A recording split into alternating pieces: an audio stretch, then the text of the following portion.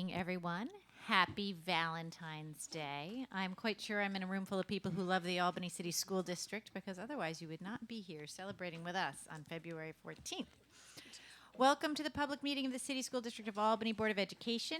If you would like to speak in public comment, now is the time to ensure that you have signed up. There is a sign-up sheet off in that direction on a table with some papers, which you are also welcome to take to see you through this board meeting.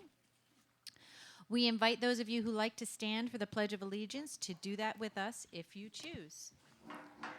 I pledge allegiance to the flag of the United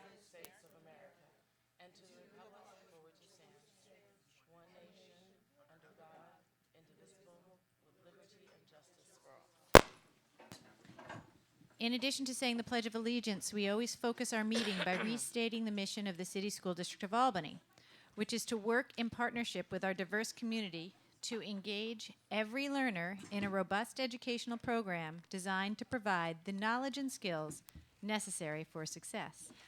Superintendent Adams, do you have a report for us? Yes, I do. Happy Valentine's Day to everyone. I am looking forward to participating in a panel discussion this Saturday on the topic that is of high importance for our school district and our community: seizing opportunity to diversify New York's teacher workforce. This discussion will be part of this weekend's busy schedule of events for the 48th Annual Legislative Conference of the New York State Association of Black and Puerto Rican Legislators. Our discussion Saturday will focus on the opportunity for New York to take the lead in efforts to diversify our teaching workforce. Institutions of higher learning are adding education programs proven to attract and retain people of color in our classrooms, and in particular in high-need subject areas such as math and science. A more diverse teaching workforce enhances the learning experience for all of our students. It will not only benefit the students and the schools, but also our communities. This is a priority in our school district. The panel discussion is sponsored by New York State United Teachers, and I'm honored that NYSUT has invited me to share our perspective as part of this important conversation.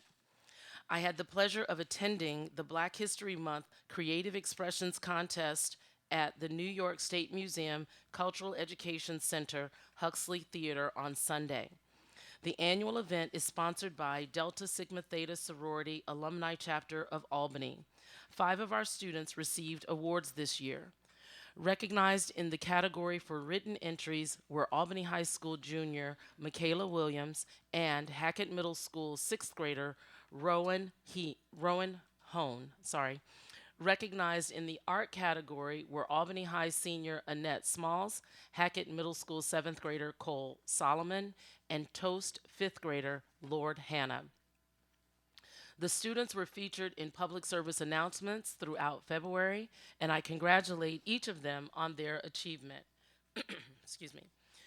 When the world pauses in June to mark the 75th anniversary of the D-Day invasion of Europe during World War II, the ceremonies will include performances by one American School District marching band, the Albany Marching Falcons.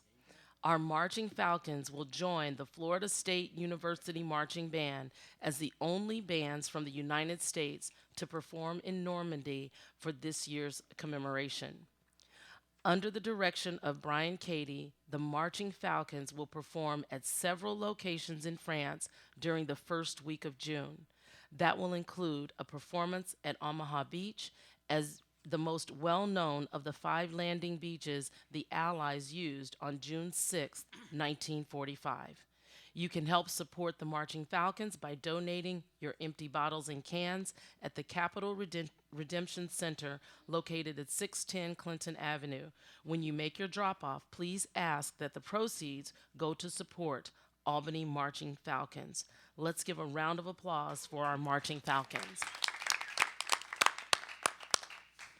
And mark your calendars for Saturday, March 16th. You won't want to miss the Marching Falcons performing in Albany's St. Patrick's Day parades. Our cadets in the Albany High School Sergeant Henry Johnson JROTC Battalion have had a number of noteworthy achievements in recent weeks. On February 1st, 32 of our cadets participated at drill team competition excuse me, in Manistink Valley High School. They earned first place in platoon drill and second place in the color guard category at this event. Last weekend, 42 members of the Henry Johnson Battalion participated in the Amsterdam High School drill meet. Our cadets earned first place in the physical fitness competition, second place in the academic competition, and third place in the color guard category. We also have had 5 of our JROTC cadets for this summer's Boys State program selected to participate. This is the first time that we have had 5 cadets selected, we believe, for the Albany County as well as for our high school. Our students selected to attend Boys State are Enrique de Jesus, Shadrach Sunji Guna, I'm not sure how to pronounce the last name, Prince Dinoho, Patrick Saha, and Dennis Tangwald. In addition to being proud of our cadets, we are also grateful to the community organizations that have supported their attendance at Boys State. We thank the North Albany American Legion Post 1610, Wagland VFW Post 370, the Gold Star Mothers, and the Tri-County Council of Vietnam Veterans. So let's give them a round of applause for their accomplishments. A reminder that all of our schools will be closed next week for winter recess. All of our offices will be closed Monday in observance of President's Day. Our administrative offices at Academy Park will be open for the rest of the week.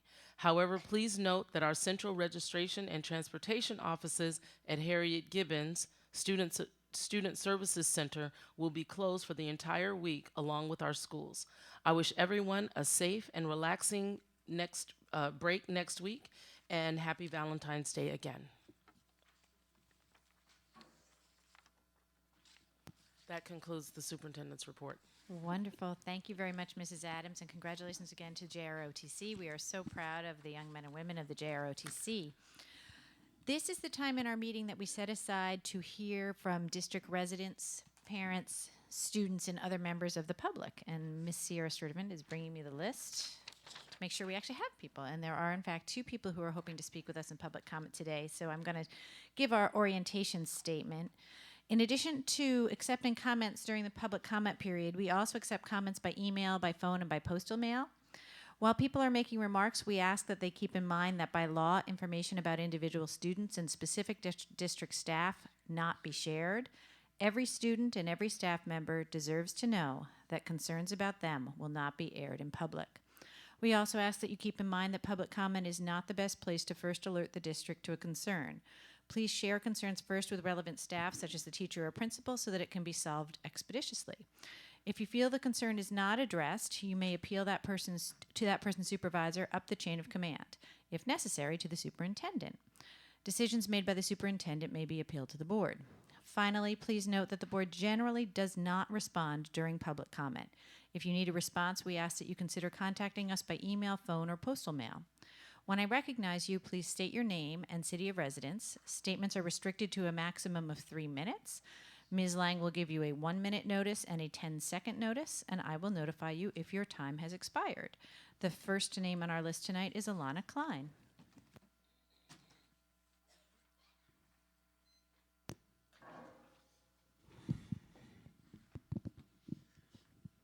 Alana Klein, resident of Albany. Today I'd like to talk about student safety.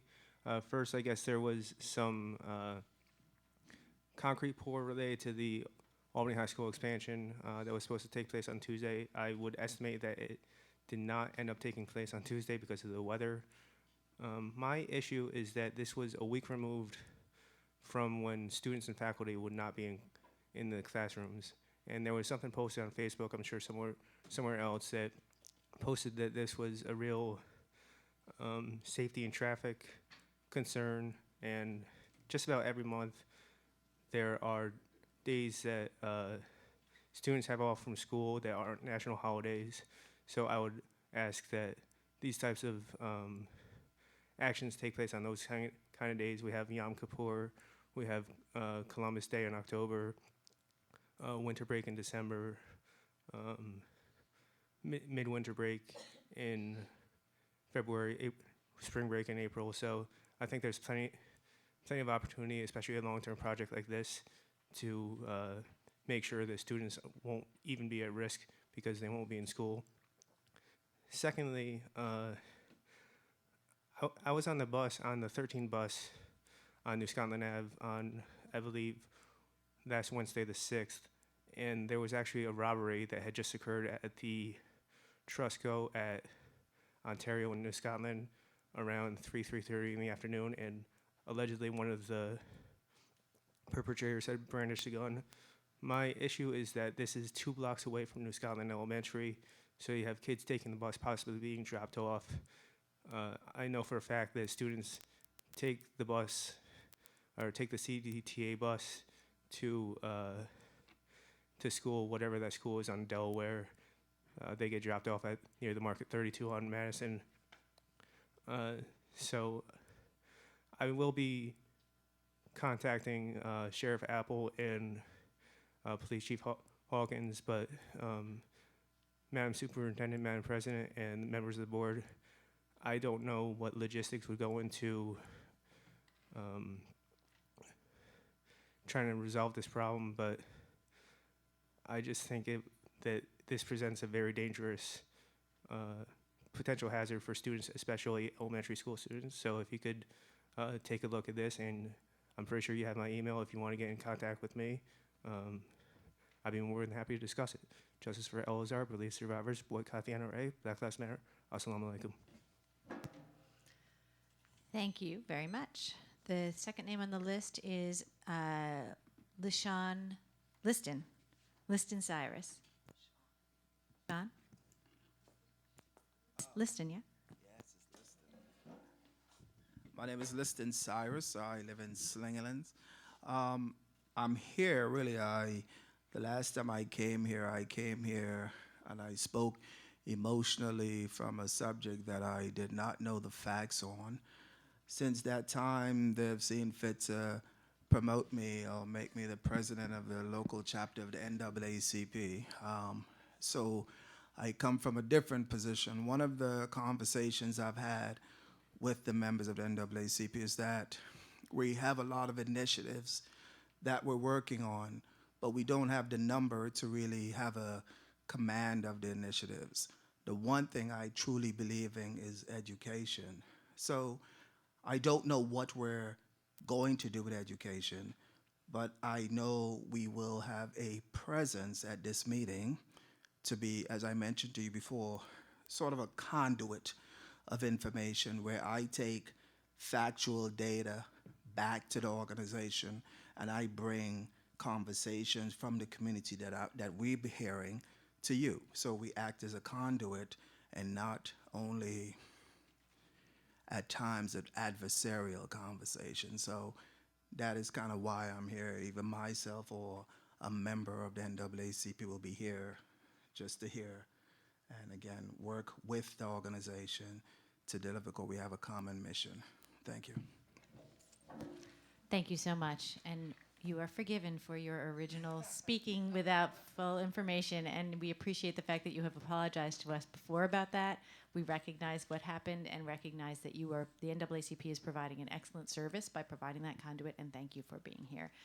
Dr. Brandon, would you like to speak in public comment? We need you to come to the microphone, Dr. Brandon, because this is a recorded meeting.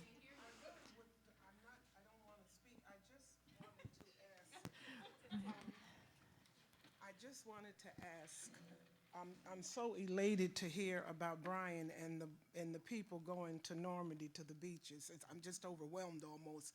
I need to know where I can write a check to help pay for some of that. Can I send it to Academy Park, or is Brian still over at Ash? Is he still?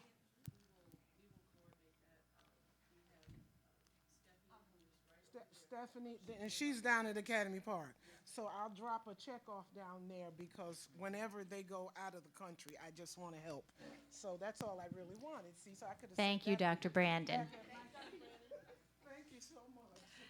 That concludes public comment, which brings us to the time of our meeting we call routine consent. During this part of the meeting, we approve routine matters for the district, usually including items like contracts, field trips, hiring of personnel, and other similar matters. We vote on these as a group with no discussion, which allows us to use our meeting time more efficiently. However, each Board of Education member has the option to set aside any routine consent item in order to require specific discussion and a separate vote on that item. So with that introduction, I will now entertain a motion to adopt the routine consent agenda. Do I have a motion? Ms. Wilson, seconded by Ms. Smith. Are there any set-asides? Ms. Smith? Yes, I'd like to set aside mission accomplished transition services. There is no number. Well, it's under 13, let me say. A list of 13. Any more or just that one? Just that one. Ms. Wilson? I'd like to set aside number 7, Can you just state the name of it as well for my... field trip of Brooklyn-New Orleans. Any other set-asides? Ms. Roach? I'd like to set aside number 8, the field trip to Montreal. Any other set-asides? Ms. Alexander Mann? I'd like to set aside number 7, the field trip to New Orleans. Number 7 has already been set aside, so... And also number 11, And what's number 11? field trip to Sturbridge, Massachusetts. Okay, are there any other set-asides?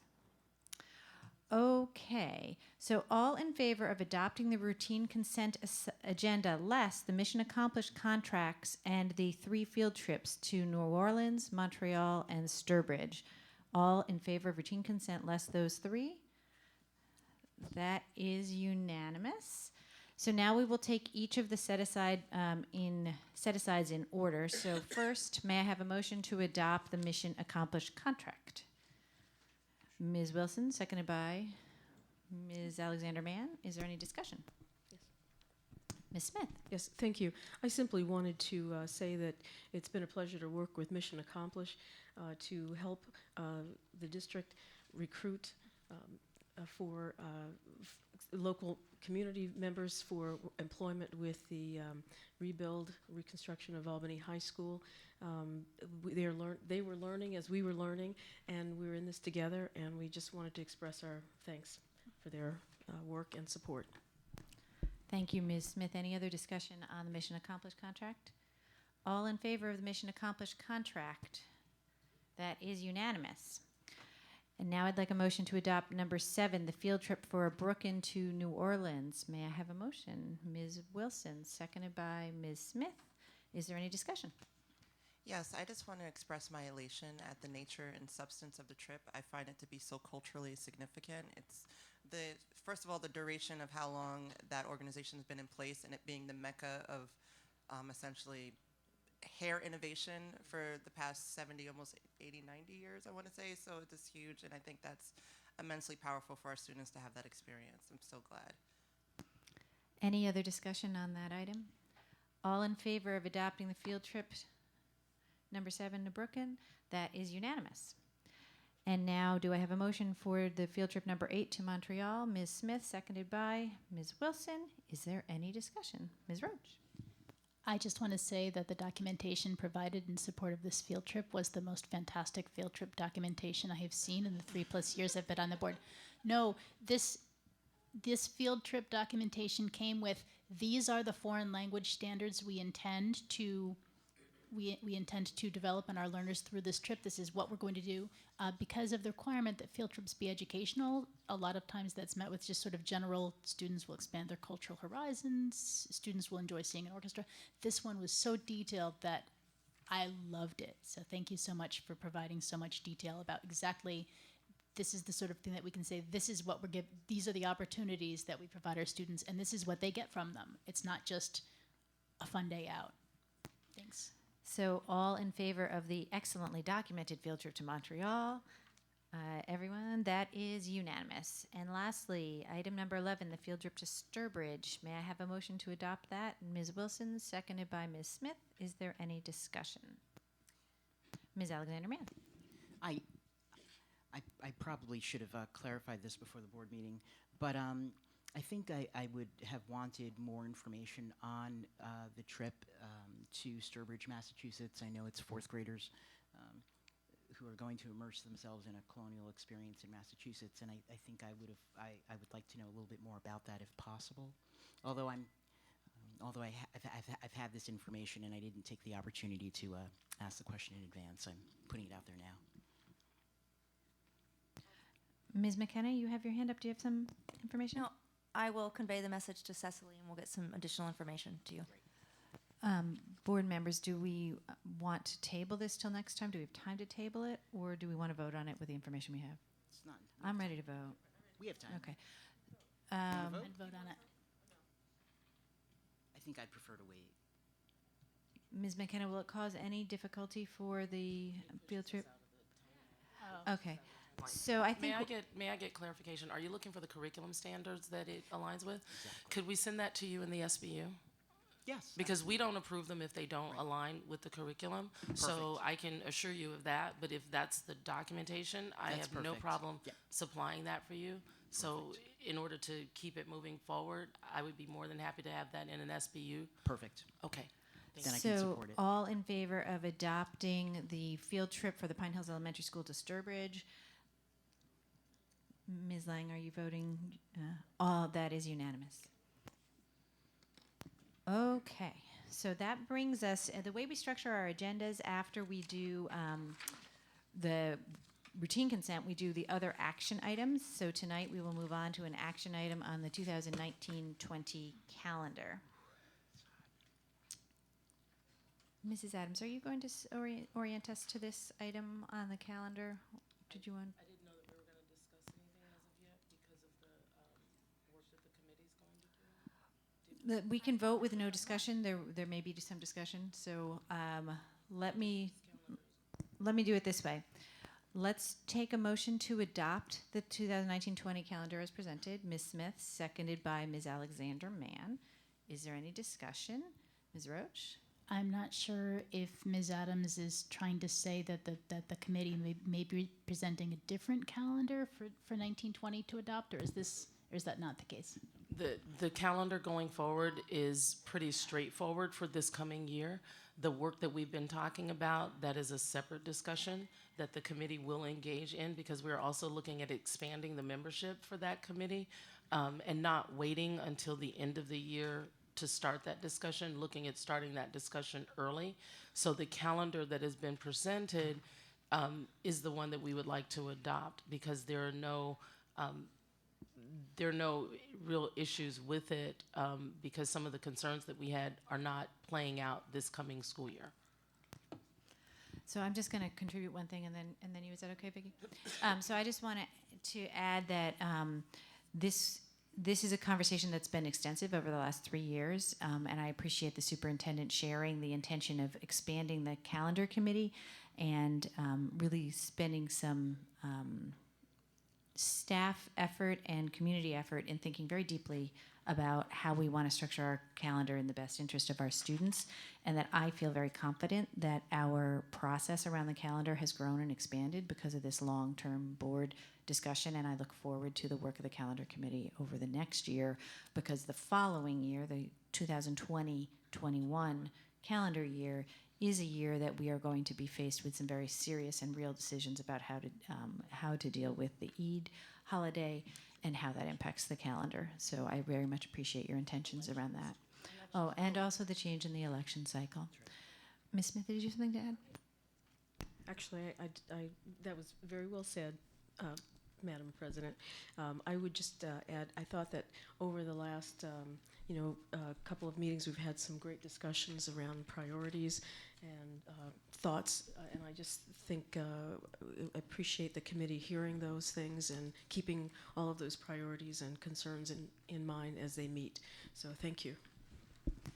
Is there any other discussion on this item? Ms. Lang?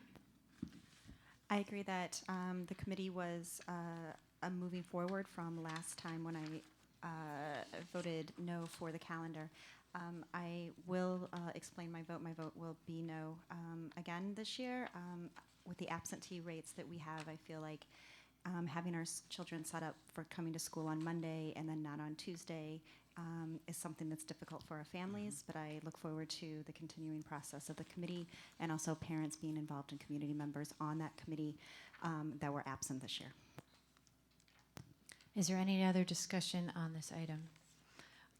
Ms. Wilson. I'm so sorry. I know I did the last minute. So I just want to state that the calendar committee excites me because I think it'll be really powerful to have different stakeholders in the room and for everyone to have a different understanding of why we can't sort of make certain accommodations for everyone because we have a larger population. So I'm very excited about that. Thank you. Is there any more discussion on the calendar item? All in favor of adopting the 2019-20 calendar as presented? That is Alexander Mann, Wilson, Savage, Smith, and Krejci in favor. All opposed? Ms. Lang. Okay, that brings us to another action item. And I should explain for those of you in the audience that don't come every week that in general, as we did with the calendar, we always have a discussion at one board meeting and an action at the next. That allows both us to really let our thoughts gel around a topic, but also for members of the community to have at a minimum 2 to 3 weeks to reach out to us with comment on our actions. So this is a set of board goals that were presented at the last meeting, and board goals are different than district goals. These are not goals like we want every child to read, which we certainly do.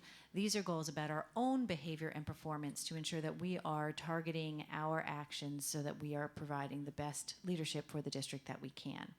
So I guess we'll do this the same way. Form will take a motion to adopt these, and then we can amend as necessary. So I'd like a motion to adopt the board goals as presented. Ms. Smith, seconded by Ms. Krejci. And is there any discussion on these board goals? Yes. Ms. Smith. Oh, Ms. Wilson, did you? Ms. Wilson, did you want to go first? You can go first, Vicki. okay. Thank you. All right. I wondered if the board would accept a friendly amendment. I volunteered to lead a committee of 3 that would consist of Dr. Chatur and Ms. Alexander Mann for this particular task. And so it doesn't change very much except that it puts a bit of time frame in it. So I would like to, under the section 4, where it says begin to bring our team operations manual up to date, I would like to propose that we say 3 things. By September 1, 2019, that we will have a plan in place, basically timeline, resources, et cetera, to review the existing board operations manual for consistency with adopted policies, current practices, and NYSBA's blueprint for board operating procedures.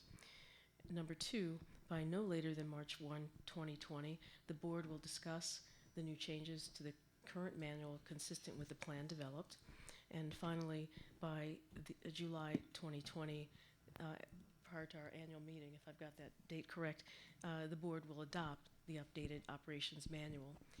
I know that I did not have an opportunity to connect with Dr. Chatur before today. I did speak with Ms. Alexander Mann, and I'm fine if the board thinks this is too much, too ambitious, but I know that at least 2 of us, and I'm pretty confident Dr. Chatur believes we can get this done within the time frame. So my only question about this, because I did get a chance to see this by email earlier today, is by September 1st, 2019, develop a plan to review the existing operations manual. That means your goal is to have done the review by September, or to develop the plan by September? The goal was to have that plan, and again, in place. And I was really just buying us some time, but I certainly think we'll have it done sooner. Is that acceptable? You have chosen to take on this charge that has taken us several years, so I find anything acceptable that moves this project forward. This is fantastic. So the only thing that's a little strange about this is it does extend our board goals, which are normally an annual goal, into almost a 2-year goal for the board goal 4, but that's just as it is. That's fine. It's just, Okay. I think we can live with Well, that. I'll tell you why I thought this might be okay, and that's because originally it said adopt at least 3 high priority changes, which means that there's more to come, we wouldn't get it all done, and I think this group of 3 is saying, we want to get this all done.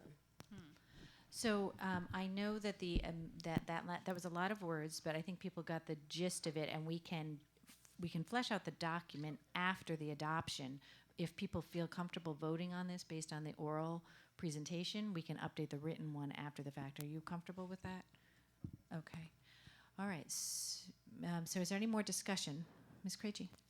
I believe in Ms. Smith, and if Ms. Smith says she can do this and is going to lay out a proposal for us to get there, I'm really excited to vote for that. Any other discussion? All in favor of adopting the board goals as amended? That is unanimous. Excellent.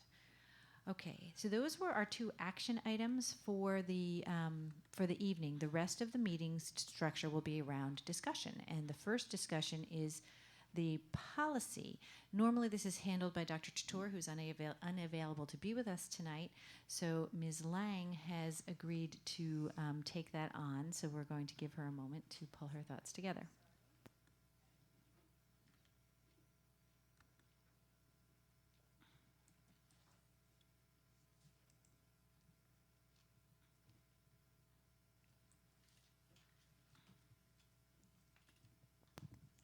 So we had our policy meeting a week ago, and as you can see, we have a number of policies to talk about. Staff evaluation, there was a recommendation to not change, but however, wait, I'm going on let me start over. The numbers are different than what my notes are, so I apologize. Okay, I'm solid. Okay, let's start over. Okay, the use of timeout routes and physical restraints. We discussed that one as well, and that is really rescind some policies that we were working on. So there was no real change for that particular policy. As you can see, we have it for number 2 and for number 3 and for number 4. Does everybody understand what happened when we rescinded and changed all of the numbers from the NYSBA Yes. Numbers and then put them in compliance with ours as well? The next one is admission of non-resident students.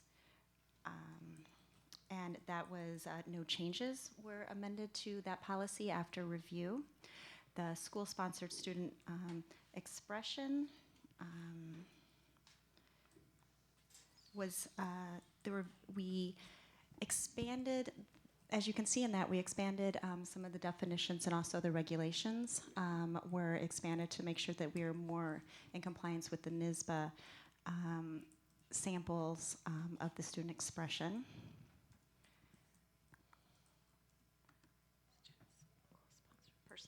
Personal expression was the next one, and that was also the same. We did change that and made our own regulations to correspond with that policy as per some samples of the NYSBA as well.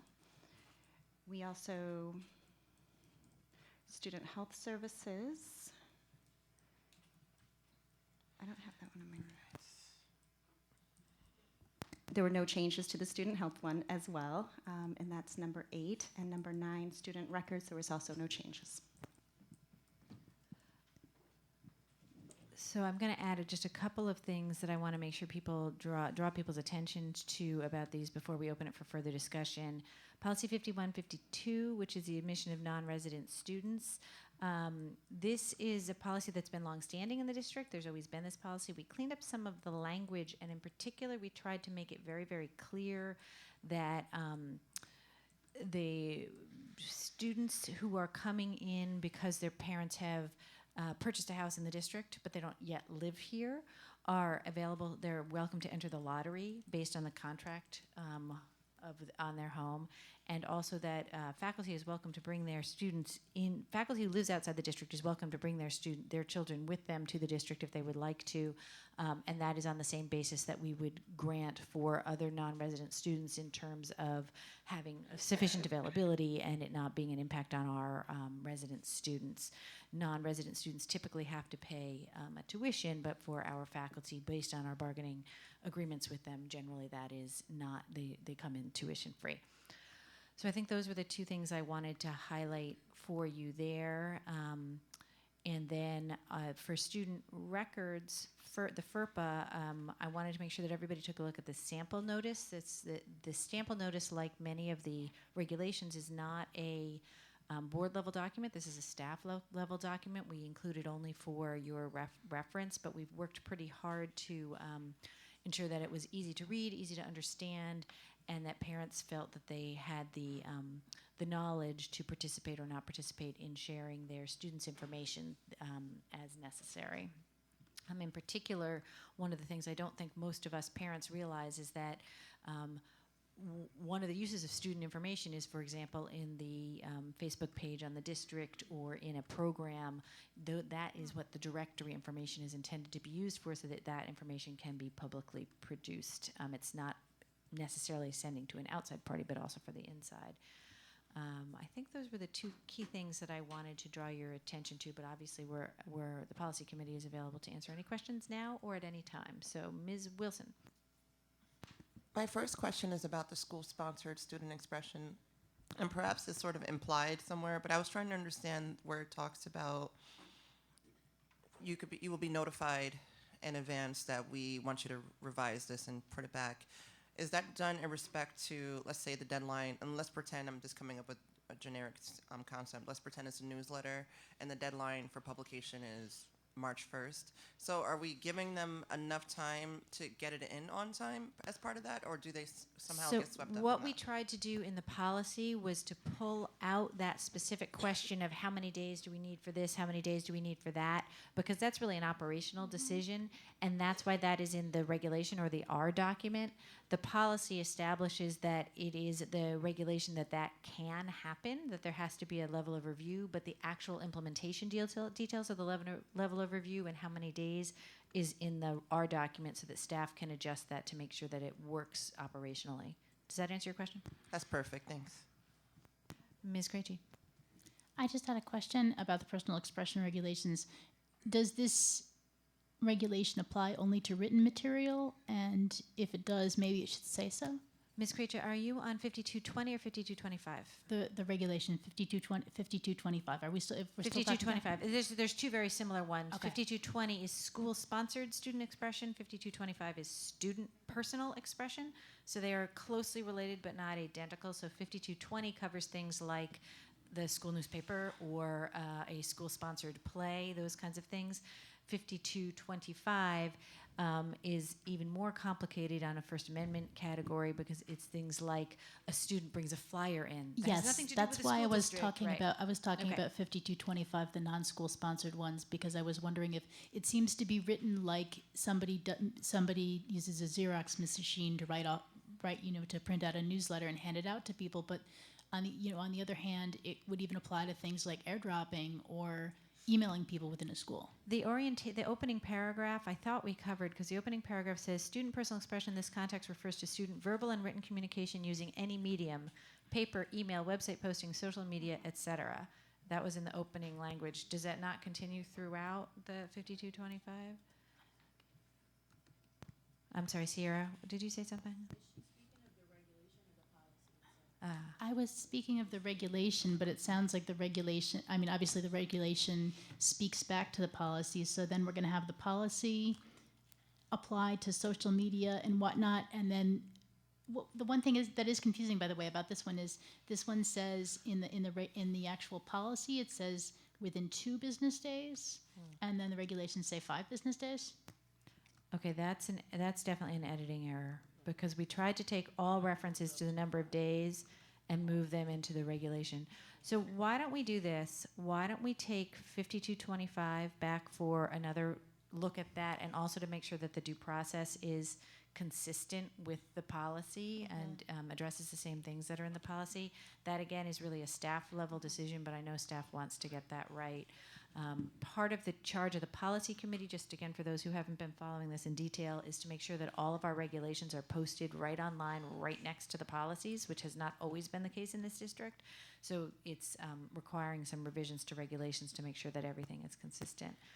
And I just want to add that in the policy, we worked really hard on making sure that it was inclusive, Ellen, and the regulations are operational. So we really kind of tried to stay out of that lane as far as the regulations are concerned, but making sure that they were public documents. Okay, thanks.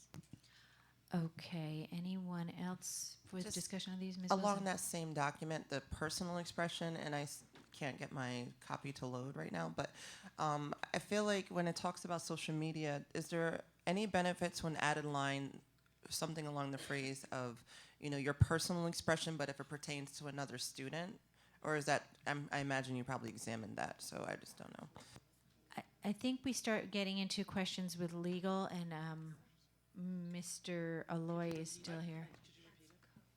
I'm so sorry. So I was wondering if in their deliberations, if they ever went down the path of social media. Imagine I'm writing whatever I want about myself, pertaining to myself online, but the moment I wrap Damaris into it, is there sort of any implications we can make in the policy about that?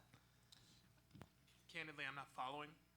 Can you further So clarify? if I'm posting online about myself, that's personal expression, but is it still personal expression the moment I start talking about Vicky, is my point. Like, so when we get back to school, Vicky is asking me, why did you write this online? You know, so that was my question. Right. So I don't believe the personal expression policy is meant to be focusing upon your own, for lack of a better way of putting it, your own personal communications that you are engaging in outside of the school environment or the school forum, something that's not school sponsored.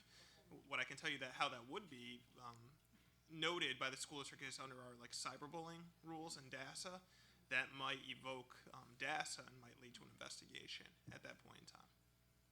Thank you so much.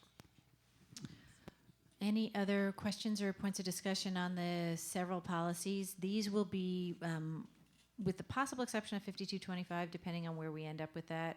The rest of these we would definitely expect to bring forward for a vote next board meeting, which would be early March 7th. Any other discussion on these? We can always talk about them again, but it's helpful to get them. Oh, Ms. Krejci. I think given that these are, especially the expression ones, kind of really serious policies, and there may not be a huge time constraint, I'd be more comfortable discussing them when we can have the full board, including the chair of the policy committee. We can absolutely do that. I assure you the chair of the policy committee was very actively involved in getting them to this stage. I believe it, but it would be helpful to get his feedback as we all speak. Terrific. Yeah, well, he'll certainly be here barring any unexpected events on March 7th. Are you saying you would rather have another round of discussion and then not act on them until the 21st? I think I'm saying at least for the school-sponsored student, at least for both of these. 5220 and 5225? For 5220 and 5225, I'd like to pull them and discuss them on the 7th, rather than vote on them if there's no immediate. Okay. But Ms. Smith? it looks like it's a discussion item anyway. We weren't acting today. Tonight is a discussion. Ms. Okay. Krejci is saying she would like to not bring them forward for action bring next time. She'd like to have a second round of discussion and then act on them on the 21st. Okay, I have no objection to that. Anybody else, points of discussion on policy? Well, I did find the phrase now, so I'm so sorry. It was stating off-campus student expression generally, so on the lines between on and off-campus can be blurred. Students are advised that if off-campus personal expression substantially disrupts or materially interferes with school activities. So that was the phrase, but I'll put it in the tools. You know, it's a long story short. So thank you. Yeah, and we did have a fair amount of discussion about this. The key issue here is what is the role of the school, right? You know, if something's happening off campus and there's no effect on the school, we are not the law enforcement actors who are acting outside the bounds of what's happening in the school. And there was a fair amount of discussion about where that nexus comes in. Okay. Any other discussion on these policies? Okay, then we're going to move on to the next topic of discussion, which is the facilities plans. Mr. Hogan, welcome.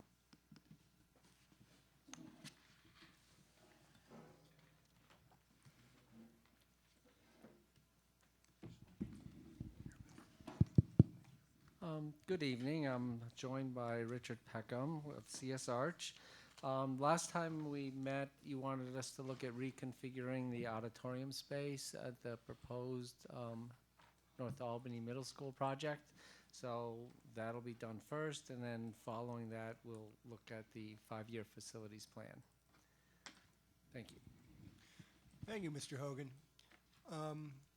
So just to start with an understanding of where we left off at the last meeting, and really I'll focus on the auditorium tonight because nothing else has really changed, was that we were planning an auditorium to be built basically between the end of the school building and the YMCA building, which will have access through both the YMCA and from the parking lot in the back to get to there. So that plan included about 580-seat auditorium on the second floor with a lobby off of the parking in the back and access through the YMCA and up a stair to that second floor in that option. We also included, at the first floor level, you maintain the connector between the school and the YMCA and create a stair there to access the auditorium on the second floor. And then this option included adding a balcony of about 180 seats to get up to a total potential capacity of the auditorium of 740, with the commensurate increase in costs and local share to do that. So it was asked for us to look at the option of, is there a possibility by potentially reconfiguring the auditorium to be able to get at least 650 seats all on one level and not have to worry about the costs and the supervision issues that a balcony can create. So we took a look at that, and the auditorium remains in the same location, stretches out to basically the back of the Y. And the one thing that has to be done to make this option work is we need to reconfigure the access drive that connects the parking lot between the school and the parking lot between the YMCA to get around that auditorium addition. And in so doing, you lose about half a dozen parking spots out of the school parking, the parking behind the school. With the proposed acquisition of the YMCA, you're going to pick up a lot of parking there anyway, so we do not feel that is as a detriment to this option. So what we did, we oriented the auditorium in the other direction so that it will face with the stage along the back of the building instead of along the YMCA, and create a lobby out in front of the auditorium that connects to the existing entrance and lobby, and a stair at that point. There's one other change that we're making here to make this work, and is right now there's a stair in this location which connects the connector between the YMCA and the school and the second floor for circulation. With the revisions that we made to the overall plan, that's no longer necessary, and with the addition of this stair, we need to remove that to make sure you have enough flow through the entries and the lobby area to accommodate what the auditorium would hold of 650 seats. So this plan gets us to that approximately 650 seats all on one level. So on the first floor, you have the stair that will connect up to that auditorium entrance, either through the YMCA and up that stair to the auditorium, into here and up the elevator, or from the parking in the back at the second floor, or if people come in the main entrance, they could work through this corridor to get back to the access to the elevator on either the first or second floors. And then at the third floor, unlike the balcony we had in the option we proposed a couple weeks ago, this is just the upper area of the auditorium, and we don't have to spend the money to connect from the school into that level because there's no access required at that point. So what does that mean? What does this option mean for costs, both total costs and costs to the local share of the school district? First thing to note is we've updated some of the cost from what we showed last time for a couple reasons. One is that there's a couple things as we've investigated the YMCA more and integrating it with the school that we'll need to upgrade. One is to extend the school's PA system completely into the YMCA so you can make communications between all the spaces. The other one is to upgrade the locker rooms. Right now, the locker rooms in the Y pretty much have all single individual lockers that does not give enough locker capacity for physical education programs to adequately use that. So we'd upgrade those lockers in the YMCA. The other thing to note that Mr. Hogan and I have been talking, he's updated what the district's building aid ratio is. The last project we did at that point in time when we were calculating it, the building aid ratio was about just over 82%. It's now 84.5%, which raises or lowers the amount that the local taxpayers pay on aidable work. So in so doing, that has reduced the amount from the Capital Reserve Fund that we need to commit to the North Albany Academy project in any of the options. So just looking at the main things, the base project is going to cost a little under 28 million. When I say the base project, that's the plan we showed last time with just the 580-seat auditorium. That cost just under 28 million with a local share of just under 11 million.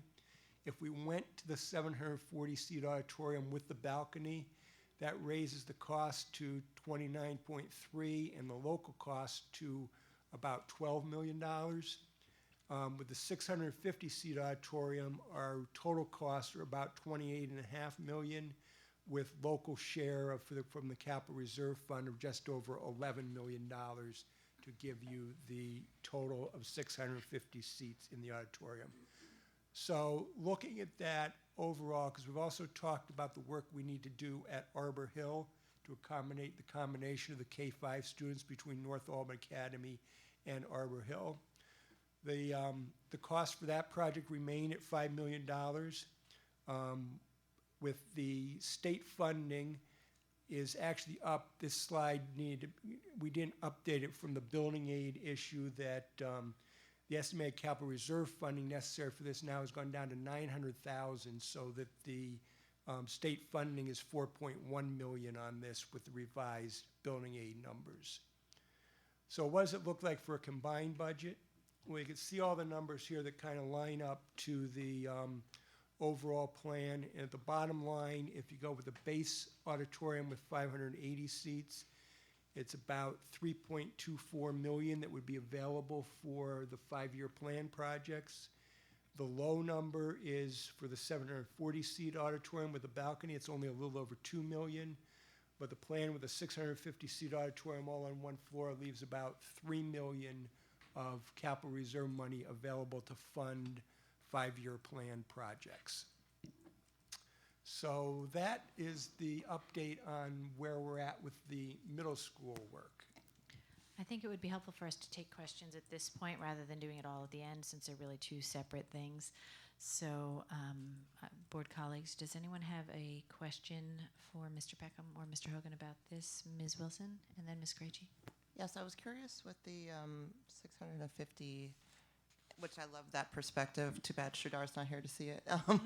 But I was curious, like from and perhaps this is a program question, just a 650, depending on whatever our head count is in the school, when we have like plays and things of that nature, would it be programmatically that we'll be staggering those events and things? Let me ask the question in a different way, because I couldn't remember this and I had really the same question. How many seats does Myers hold and how many seats does Hackett hold?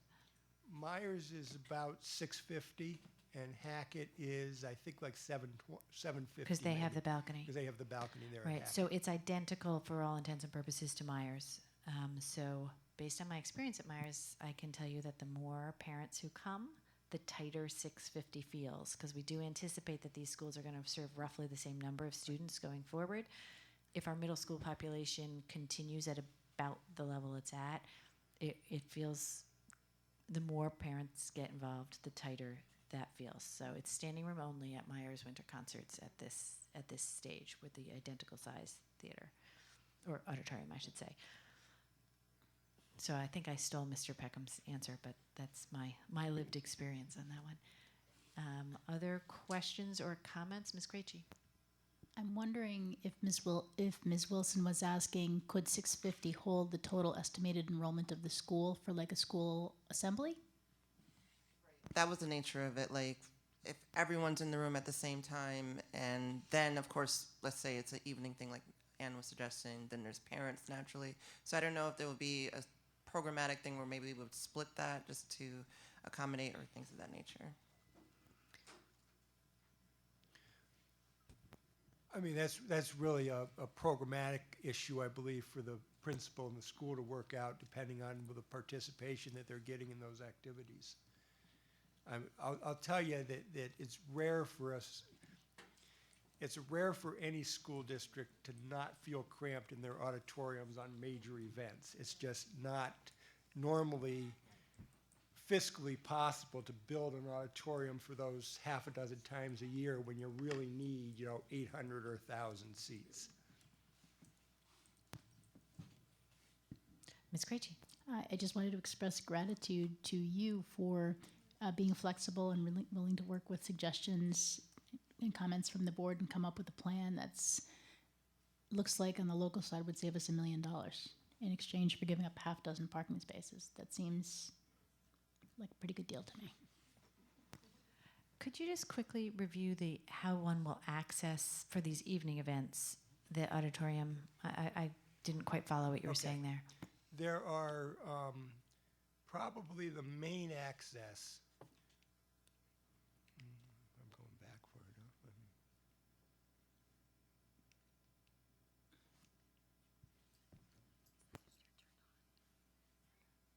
Let's start at the first floor, because this will be some of the access.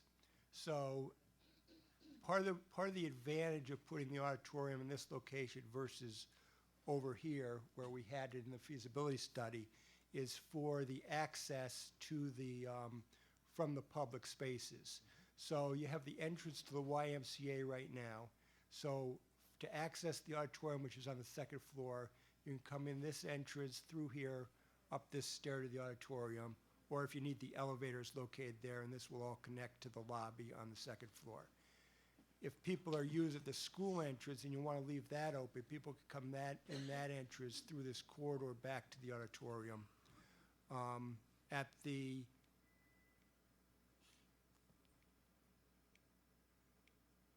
main auditorium level, the parking is in the back here. So those parking spots that are there, people would enter there and come in the entrance in the rear here. Or if they came in again the front entrance, they can come up to the second floor and through that corridor back to the auditorium. So those are the main access points for the auditorium. Any other questions on the middle school project? Sometime in the next board meeting or two, we will be looking to adopt the referenda language that the public will then decide whether or not to commit to this project. So while we can always ask more questions and always should ask more questions, we have the time tonight and we have Mr. Peckham here tonight. So if you have any lingering concerns or doubts about the way this is structured, now is certainly a good time to ask them.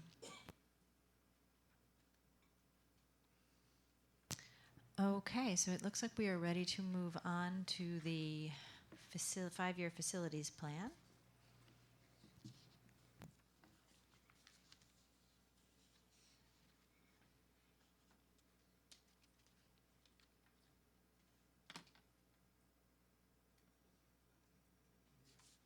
Yeah, it's a PDF file, so I'll have to scroll it as I need to.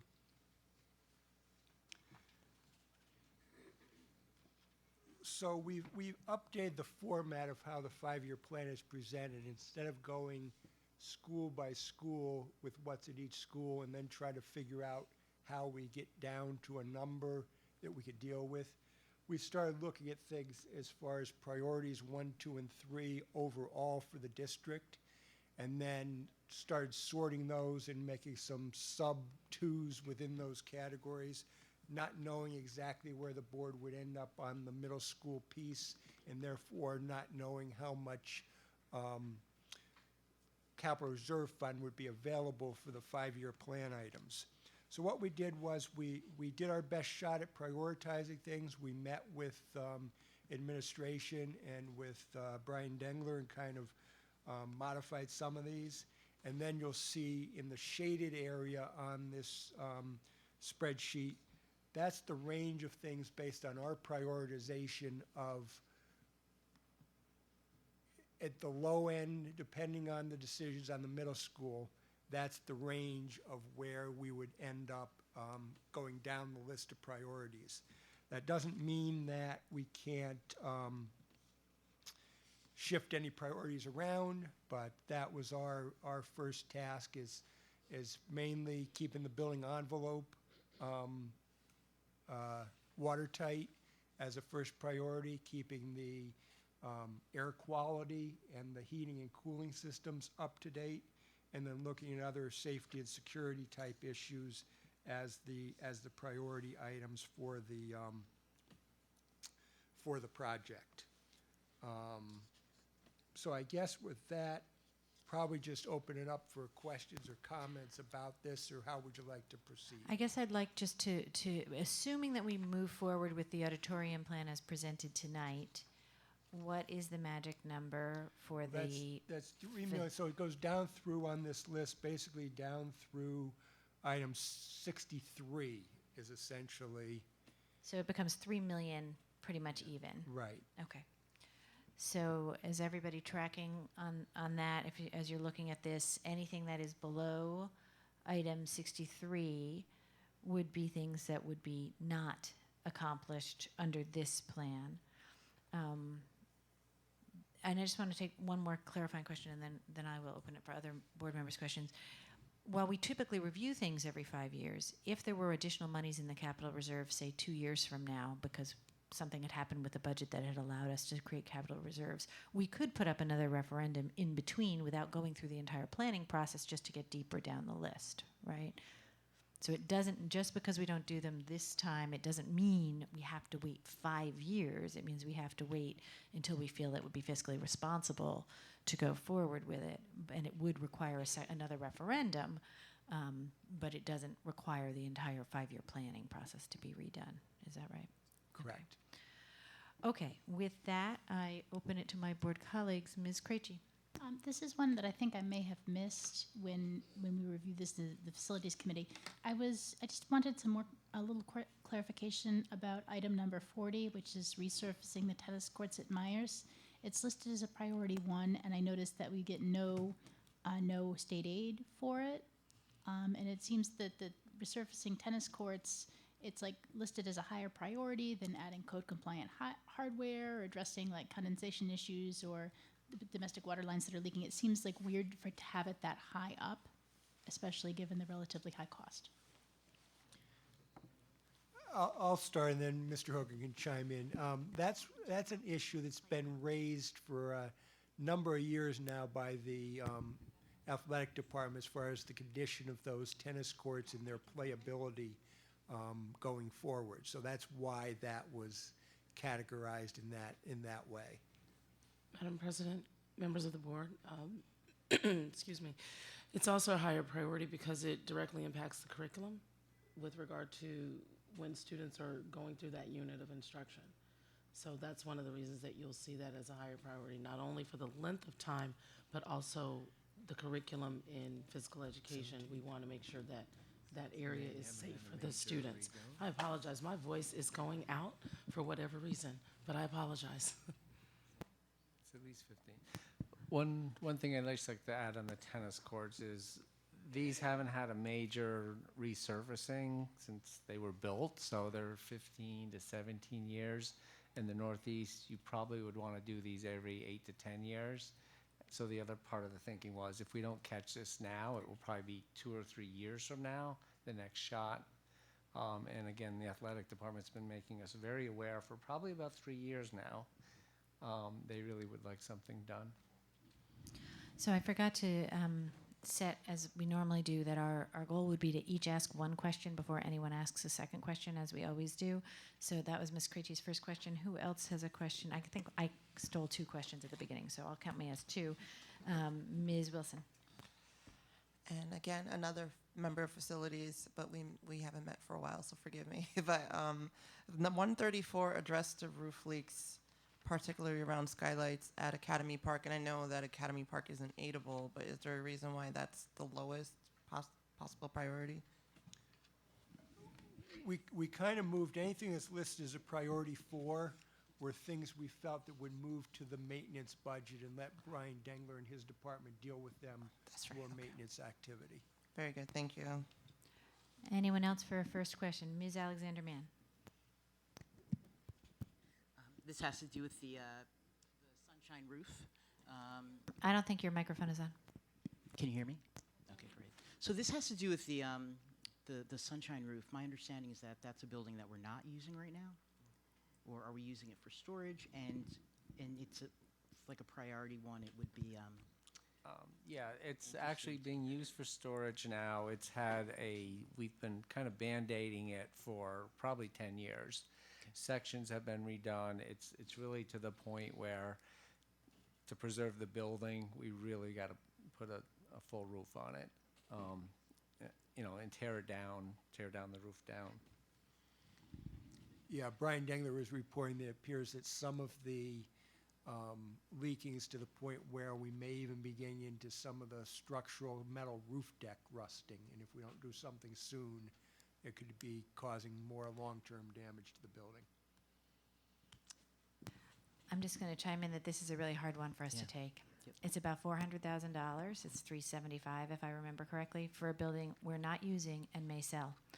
And as I recall, I asked you last time, was it the historic part of the structure that was impacted? And you said predominantly the new structure, but some impact on the older structure. So I'm going to ask you one more time to look at whether there's any kind of patchwork that could we spend $150,000 instead of $375,000 and really do this, because that would be $150,000 we could spend on buildings that impact our students instead of on a building that is just not being used right now.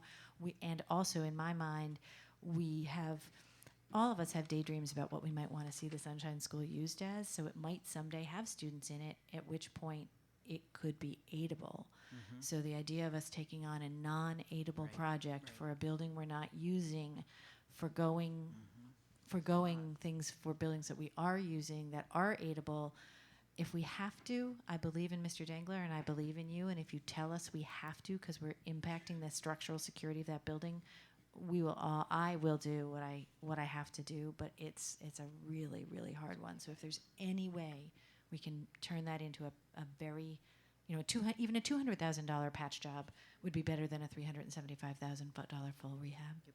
I'm sorry, I kind of hijacked your question there, Ms. No, Alexander. it was a nice compliment to it. Thank you. Thank you. Okay, who is next? Ms. Smith and Ms. Lang, you have not had a first question. Do you have a first question?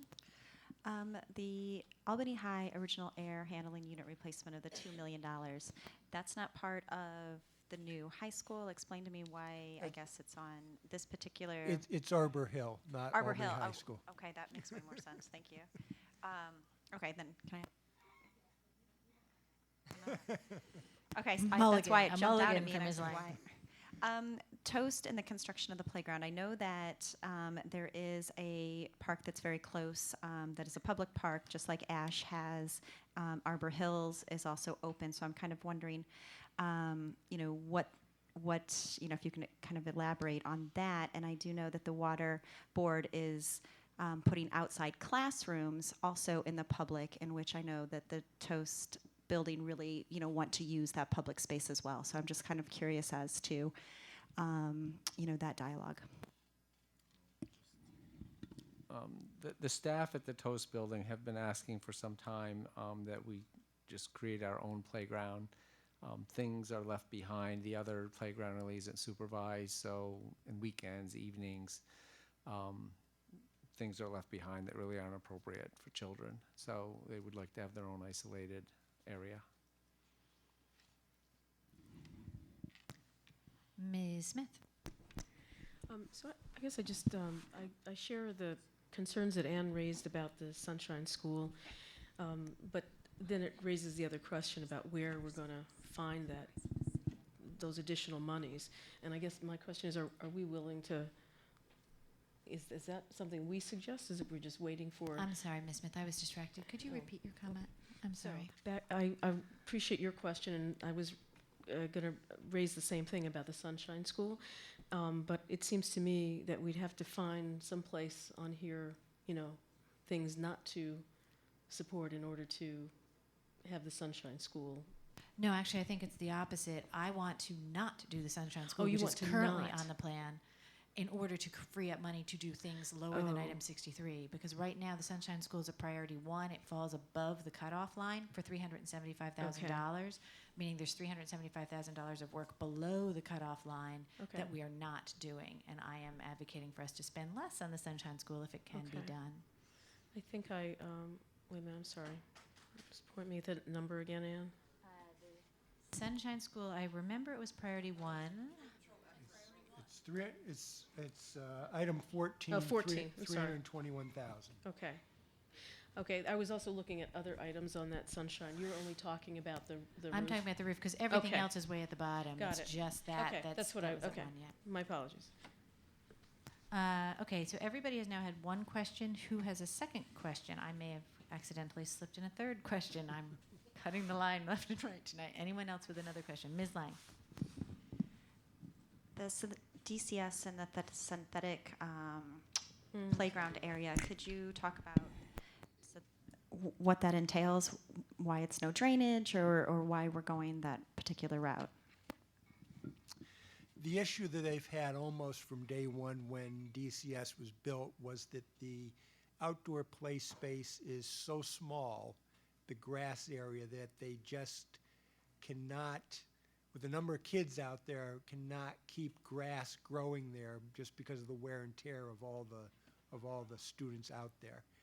So that is why it's been recommended to put a synthetic playground surface in instead of trying to treat it with more grass or irrigation, because we're just not sure that that will even solve the problem. It'll just be a little more grass and still a lot of dirt.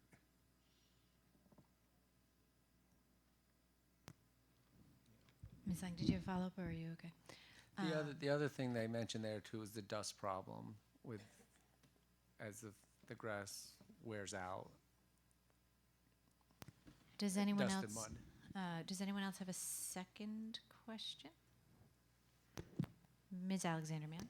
So just for clarification, item number 17 that my colleague Ms. Lang was referencing, is that AstroTurf? Is that what we're talking about? Yeah, I mean, it's similar to the turf that we have at the high school field, but they make a different grade of it for playground surfaces versus, actual athletic fields. Okay. And just for my own understanding, as I recall, it's a much smaller area, right, than perhaps the high school. Is there possibly could we get some dimensions on it? Maybe that would be helpful. Sure. Thanks. Anyone else with a second question? I have one, maybe two more.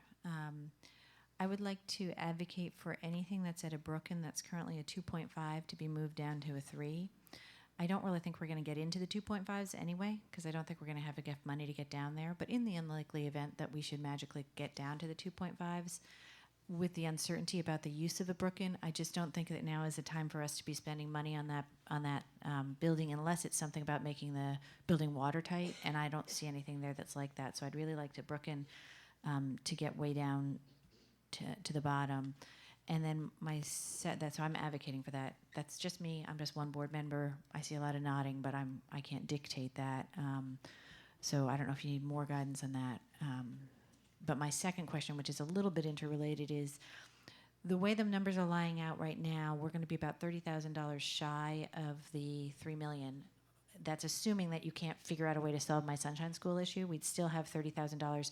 So as the next step, would you then go further down the priority list and find the low dollar numbers to fill us up? Because like item 64 and 65 are too much, but item 66 is only $1,200 or $1,700, so it would easily fit in that $30,000. That's the Hackett water fountains. So there's several things that if you added them up that are low, you'd have to skip those 2 big painting jobs, but then you could fill in with those little guys. Is that what you normally do? Yeah, we could definitely do that. Within each number grouping, they're not necessarily prioritized, each individual one after that, because it's tough to get to an exact priority all the way down through. So they're roughly all similar levels of priority in there. So it would not be a problem to juggle those, as you're saying, to get to the numbers available. Okay, and I wanted to remind my colleagues, I think this stands with, we've had a lot of experience with construction now, that it's my understanding that the way you constructed these, you built in a contingency for each and every one of them. So it's not like if we go right up to the $3 million, we should be worried that we are not going to be able to accomplish the budget because you built those contingencies in. That is correct. And then I have one last one, and it's one I've been hesitant to ask because it seems so picayune, but it's bothering me. In Montessori, way down at the bottom, there's an item 3 which has to do with creating a new instructional space, and I just found it odd that there was an instructional space needed, but nonetheless it was in it was a priority 3 instead of at least somewhere in the 2s. It had to do with reconfiguring the nurses' space. That is my children's school, but I have had no conversations with anyone at that school about this. I have no idea if it's a priority at the school or how it even got on this list. I just found it odd that an instructional space would not be higher. Is that not coupled into the whole nurses reconfiguration, or is that a different matter? No, that's coupled in. Basically, they're saying that the nurse's office at Montessori is larger than it needs to be. If you never believe anybody saying anything's bigger than it needs to be. And they're saying they could basically take the end of that and make another small, counseling room or breakout space or office space if it was available for them. So is there a reason it was such a low priority? Is that how it came from the building? It just seems very unusual that an instructional space wouldn't be up in the 2s somewhere. Madam President, members of the board, that it's not that it's not a priority or that it should be higher. They've been able to work without that additional space. It's a would like, but it's not mandatory for the delivery of instruction. Okay, thank you. That's helpful. Anyone else? Ms. Lang. DCS and Montessori both are similar buildings, and they both, I think, have similar patches of missing siding and or paint. Was the paint exterior that doesn't look like it's going to make it, was that for the entire building, or was that for those patches? And will those patches be replaced, or does that have to be done in, just with maintenance? The painting there was for the whole exterior of those buildings, and that limited patching would be done as part of it. If they don't make the list here, then that patching should fall, because there really is a maintenance action for the limited patching that's necessary there. Any other questions? Ms. Krejci. Refresh my memory. Are all these items going to be enumerated in the resolution that's voted on? Or no? It's just going to be a series of improvements on X number of buildings, right? Yeah, it's actually, the resolutions are always quite general. And when we're touching 15 or 18 buildings, it may even just say district-wide improvements, and it'll say these type of improvements. So if we were to come in, let's say at 5% under budget on when we've gone through items 1 through 63, we could start going down to 64 once with the money. Yes, usually the resolutions are worded broad enough so that if you did you're authorized to spend up to a certain amount for things that fit in the category. So yes, we usually can do that. Okay. I have one more question. Ms. Lang. I'm just going down the ones that didn't make the list, kind of that jump out to me. New water fountains in the gymnasium at Hackett. Do they currently work? Are they functionable? What is that, a replacement? Do they need water fountains? I believe, if I remember correctly, they were looking for drinking fountains right in the gym so that kids didn't have to go outside the gym to be able to use them. I think my guess is, just before we get too worried about that particular one, if we use this as a strict priority list, that is clearly one that would rise up, because it would fit into that $30,000, right, that we would have left over, because the balance at item 63, we're at 2.969460, right, which would leave 30,000 before we get to the 3 million, which is our target number. So going down the list, the Hackett water fountains would definitely be the next one, unless we reordered these priorities somehow. So any other questions? If not, then Mr. Hogan, you have something to share? It sounds like the suggestion to move a Brooklyn down to level 3. I didn't really hear a lot of objections to that, so we would do that unless you would want tell us to do something otherwise. Anyone speak now or forever hold your peace on a Brooklyn being moved down to item 3? Thumbs up all the way around. So next time we see this, we're going to see a Brooklyn move down.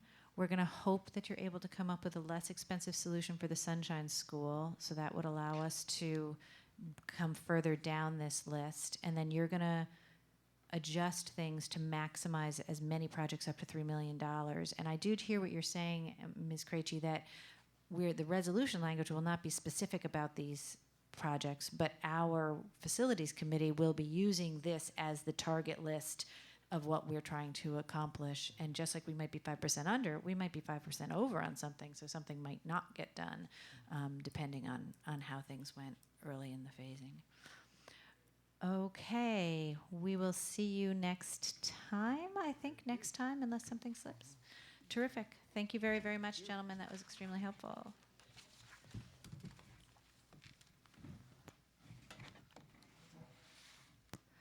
Okay, that brings us to elementary special programs. We are doing, for the first time as a board, a review of our themed elementary programs. And so this, I'm going to turn it over to the superintendent to set this up for us. So thank you very much. We are so very excited to present the first of our 4 elementary programs. And so at this time, Dr. Wilson Turner and Ms. Brown, the principal of Toast Elementary School, will discuss all that you want to know and then some about our Science and Technology Magnet program. Good evening. I'm going to turn the presentation over to Ms. Brown, but just as a context for the 4 presentations that you will see over the course of the next board meetings.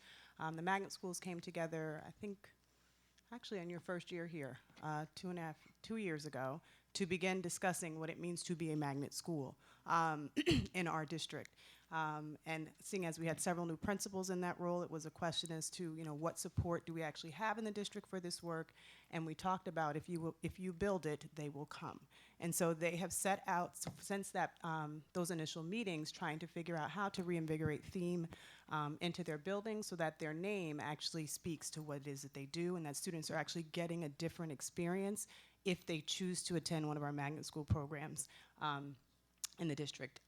So we're very excited to share with you what Toast has done to date as they move through both their accountability status and trying to integrate theme, which was a balance for all of those schools.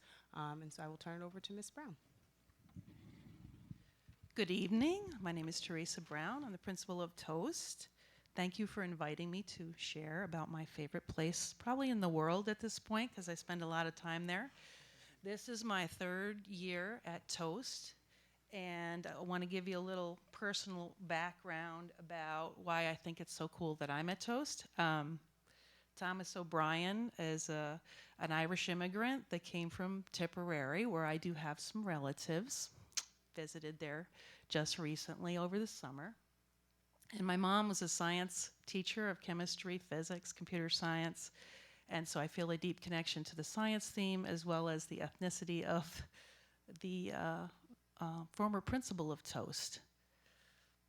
And we can click. Okay, I'm going to give you a little bit of a program overview to start with. We're a pre-K through 6th grade program, and we have a STEAM theme, which is science, technology, education, engineering, arts, and mathematics, and that's the way we deliver our regular New York State elementary curriculum.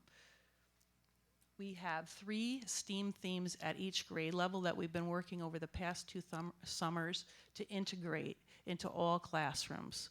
So even pre-K students receive science and technology classes, and there's themes in all of the classrooms for fall, winter, and spring. And there are field trips associated with those themes. And those themes are woven into all of our special areas as well as in the classrooms. And we have a science lab and a technology lab. So there's a lot going on with the integration of the STEAM theme over the past couple of summers. As we were planning over the past couple of summers, we integrated the Wonders ELA resource. So in Wonders, there are many STEAM themes already in that curriculum that teachers were doing anyway. The Flying Classroom was introduced by Superintendent Adams, and we have integrated those modules, as well as starting to integrate the next generation science standards that are coming our way. We have after school and before school STEAM-based clubs, technology, gardening, Legos, cooking. You can see them all up there. We have quite a few and we're still adding more. And we have a science fair, 4th through 6th grade. In the winter, we're gearing up for that right now.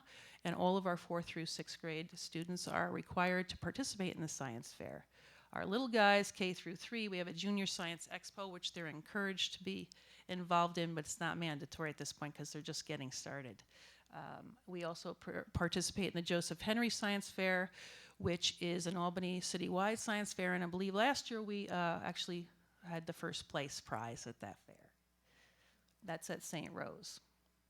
So the primary goals of the program are to provide an elementary experience infused in STEAM and try to enhance the student learning and engagement through that theme. So making learning more exciting by integrating STEAM into everything that we do and not just go to science class and with Mr. Flynn and go to computer class with Ms. Whipple, but have it infused everywhere so the students can see that connection across curricular areas. This year we developed a vision and we mirrored it to the district's vision, and all stakeholders were involved in voting on the mission, the vision. And it's up there. TOAST will be a community school that provides equitable educational opportunities and cultivates nurturing relationships within a safe environment for all students to be successful. So that very much mirrors what the district vision is at this time. We voted on whether or not we wanted to change our mission, and unanimously, folks didn't want to change. Kids didn't want to change, parents and teachers. We liked our mission. Our mission is the way we get to our vision, and it involves a lot of STEAM-related terminology. The kids have already had it memorized, so that's probably why they didn't want to change it. But it does really explain what we do daily to get to our vision. This is our enrollment. We have about 470 students pre-K through 6. We have a few more male students than female. We have a large Asian population with 26%, as well as African American. Our white students are the smallest population in the building. Our poverty level is 65%. Students with disabilities are 10%. And Hispanics 17%. Here's a great picture of our flight simulators that were purchased by Barrington Irving of the Flying Classroom. There's a picture of Ms. Whipple. She's our computer science teacher. She just developed a club, or after school we have our aviation club where they're learning how to fly real airplanes, well, virtual airplanes. And it's very engaging. In fact, we're going to be purchasing more of those simulators since they've been so popular and the students are very excited. The second picture are virtual reality goggles in technology class as well. Those were provided by our community schools funding. So this is a little bit about the budget and how we afford some of the things that we're able to provide for the students. We have about 75 to 80 staff. 2 are specific to the theme. From the general budget, we receive about $6,000. We use those for magnet field trips associated with the theme. This year we're putting on the musical Mary Poppins. We'd love you for all of you to come and see that. We're very excited about that. So we bought those materials for that musical and supplies. The salaries for our technology teacher and science teacher is listed up there. And supplies for those classrooms is also coming out of the general budget. Our needs assessment through the community schools was actually able to, a lot of the students wanted to see some extra clubs. Parents wanted clubs and things that they could do after school for our students. So we were able to purchase supplies. We have Legos that came in for our Lego club. We have a huge planetarium similar to the one at the New York State Museum, which is one of our partners. It's a big blow-up planetarium that you can crawl into, and there's a computer program that does all kinds of astrology themed programs in it. Our virtual reality goggles were also purchased through that. Contractually, we're paying teachers to have these clubs after school, and consequently we have more teachers coming out to do clubs where we didn't before. It's time consuming, and they're more apt to do it after school if they're being paid, so we started with that, and our transportation to try to be equitable so that students who can't get rides home can take the bus home from our clubs. The SIG grant, the School Improvement Grant, is how we've been paying our teachers over the summers to plan for this STEAM integration, and the Flying Classroom funded our simulators for $250. So some things that we're proud of, our strengths, we are starting to grow in our ELA and in math scores, which I'm going to explain in a little bit as going on to that next slide. We have a really high interest in our STEAM curriculum. When folks come into the school for tours, they're very excited when they go into our science and technology labs. They're just, wow, I can't believe that this exists and all this cool stuff that's in there. And we're very excited about the field trips we've been able to integrate with our theme. We have many community partners. I just have a card that's listing some of them just to make you aware. Some of our community partners are the DEC, the New York State Museum, St. Rose, Five Rivers, Normanskill Farm, Cornell Cooperative Extension, City Master Gardeners, Albany Goes Green. And just today, our kids were out tapping trees with Radix Sustainable Center, which we just began to partner with, and that was very exciting to see the kids out across the street getting ready to, I guess we're making maple syrup very soon. So we are always aware that we have some growth to do. We're going to continue to integrate this STEAM into our curriculum.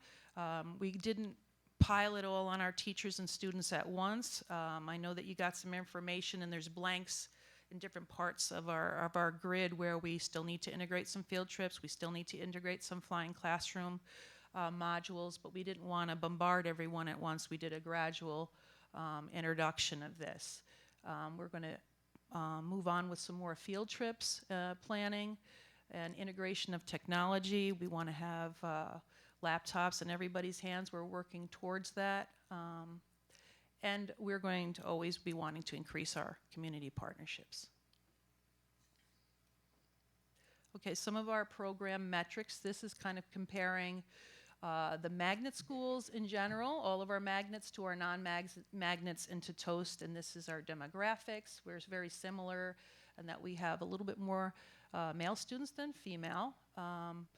As far as Asian students, we have the highest population of Asian students in comparison to both magnet and non-magnet. Our African American students are higher than the other magnet schools, but lower than our non-magnet. Our Hispanic or Latino students is below both. Our white students are our smallest population in comparison. Multi and other, we are about even. We have 9, 8, and 10% there. Our SPED population is even with magnet and a little lower than our non-magnet. And of course, our ENL population is higher. Now we're going to move on to talk about things we need to work on academically in comparison to our magnet partners and our non-magnet. In the 17-18 year, we have made some growth, but we're still at that 50th percentile where we're trying to achieve. So we realize that we are slightly below the other magnets and the non-magnets in ELA, and same in math as far as our NWEA scores, but we are realizing that we are having to push those forward. But as we move on to the next slide, you will see that we've had significant growth in our New York State data.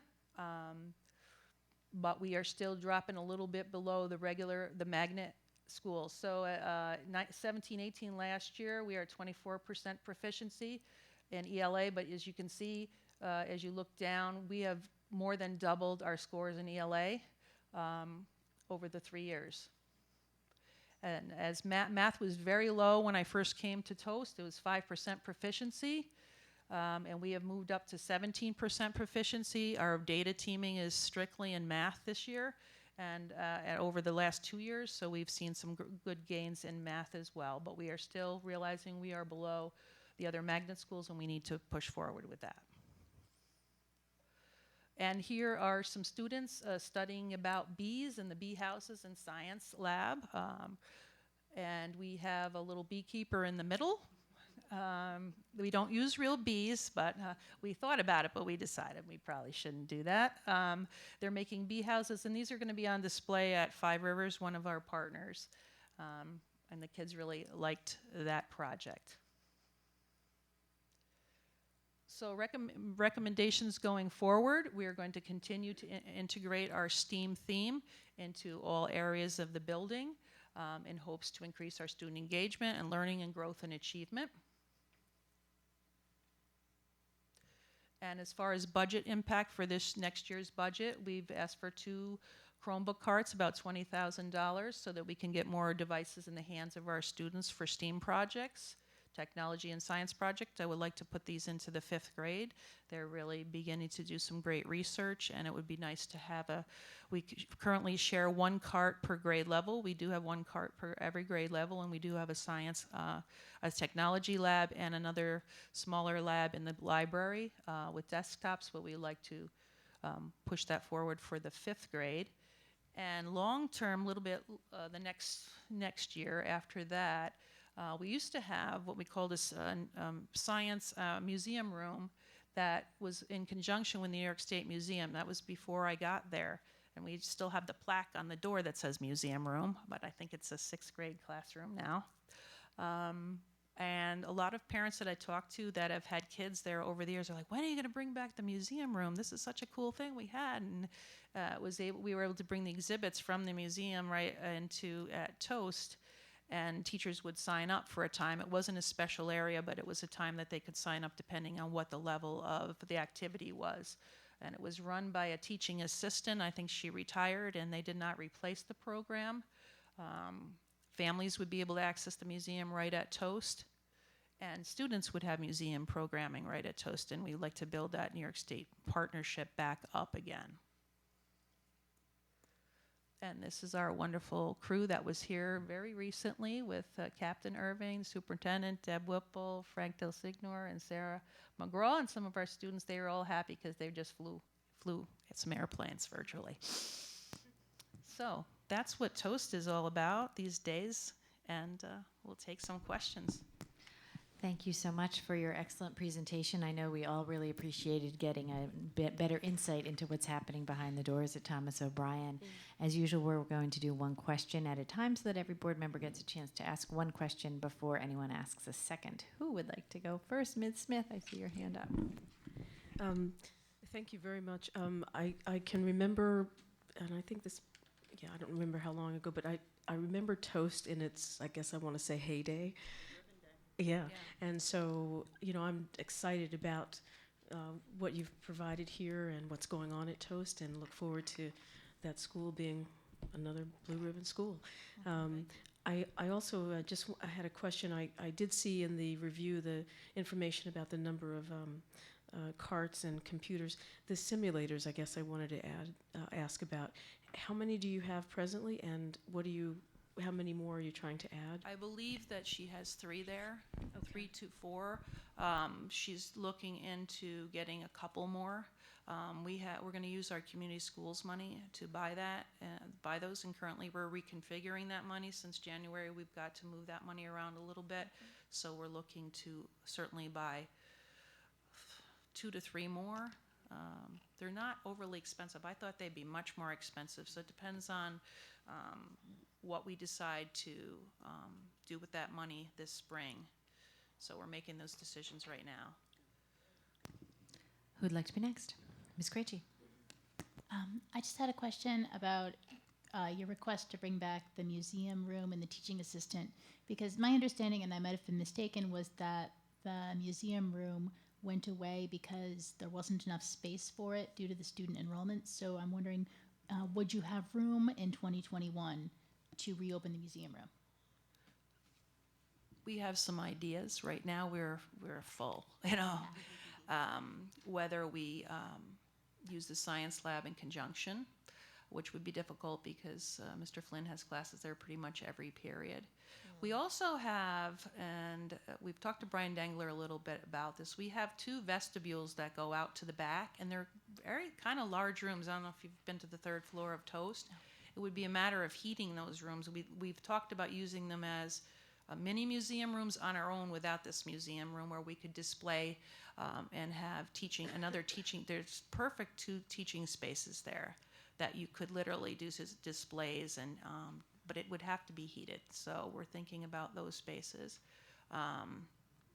We haven't thought past that at this point, but if 6th grade eventually moves out, which they will someday, we maybe would have a museum room again. But at this point, we don't have any extra space. Thank you. Ms. Lang? Are there specific conferences or PD that the teachers have done for technology, science, kind of themes that go on that your teachers have done or they're looking to do? So Mr. Flynn and Ms. Whipple actually have extensive, they are able to go to more of those types of things. Ms. Whipple was just down at the flying classroom in Florida. Overall, we have opened up, we have Project WET and Project WILD that our teachers were trained in even before I got there. And then we did, that was in a partnership with St. Rose, so it was like a voluntary thing. It wasn't a mandatory. They couldn't do the entire faculty at the same time. And I believe last year, November, we had like a flying classroom presentation and / training for all of our staff in our building. And overall, that's where we are with that, with the professional development. Before Ms. Brown came on, the magnet school principals and magnet schools took a trip to Hartford to begin visiting magnet schools as they began to think through what it is that they want to do. And when they came back, initially what they wanted to do was to go to more magnet school professional development. And to be completely transparent, I pressed pause on that because one of the first components of that is that you have them come in and do basically a needs assessment of the school. And so our school had just gone through a state ed needs assessment, and they have to do the needs assessment for their community schools aid. So they already had a lot of information that they were working with. And so my guidance to them was, again, first build out what it is that you want to see happening, and then we begin to attach the resources that you need to have with that. And so their teachers have been steeped in a lot of PD that is generic to the district in terms of the Wonders resource and the for ELA and the Envisions resource for mathematics. And so what they did instead is taking what they're learning about good instruction and that professional development and then marrying it to their theme, which I have to give Teresa a lot of credit. That was literally 2 years ago that I said, this is where you start. Start by building some integration, grade level by grade level, and really taking those new resources and running with it. So they're well poised, as I think are our other magnet schools, to begin participating in additional professional development beyond the flying classroom that is integrated into their theme, which has been professional development they've also received, to see what else fits in with the work that they're trying to do. You all know me. I always try to keep my folks very narrowly focused because there are a lot of things that they can kind of grab and hold on to.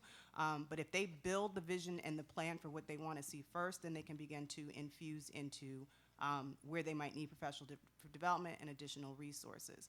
And on the museum room, I just want to note that Teresa and I had a conversation as she put it forth as a budget item to put it for at least out to 2021, because A, there's some research that needs to be done as to what the history of the program has been and exactly why it did go the way that it went.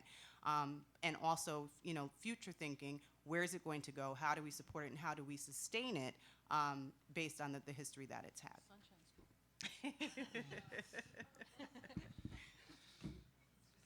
Sunshine School. Turn off your mic. Oh. Yeah, I'm ready. Who's next? Ms. Wilson. Thank you. That was an amazing presentation, and it really has serious implications for not only our workforce, our economy, but really our society too.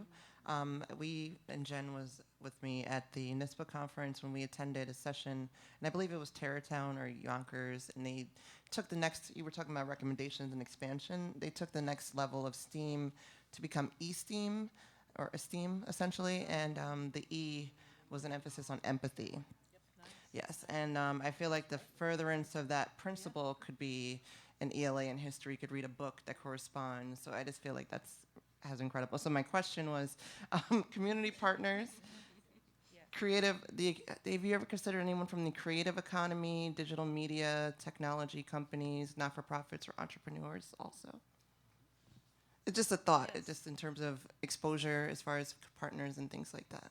I know that we've had some connection with, I'm sorry, we gotta turn it back on. Coding through ICAN Code or ICAN Code, we've been trying to get something going with them, because we do coding within our classrooms, in our after-school club.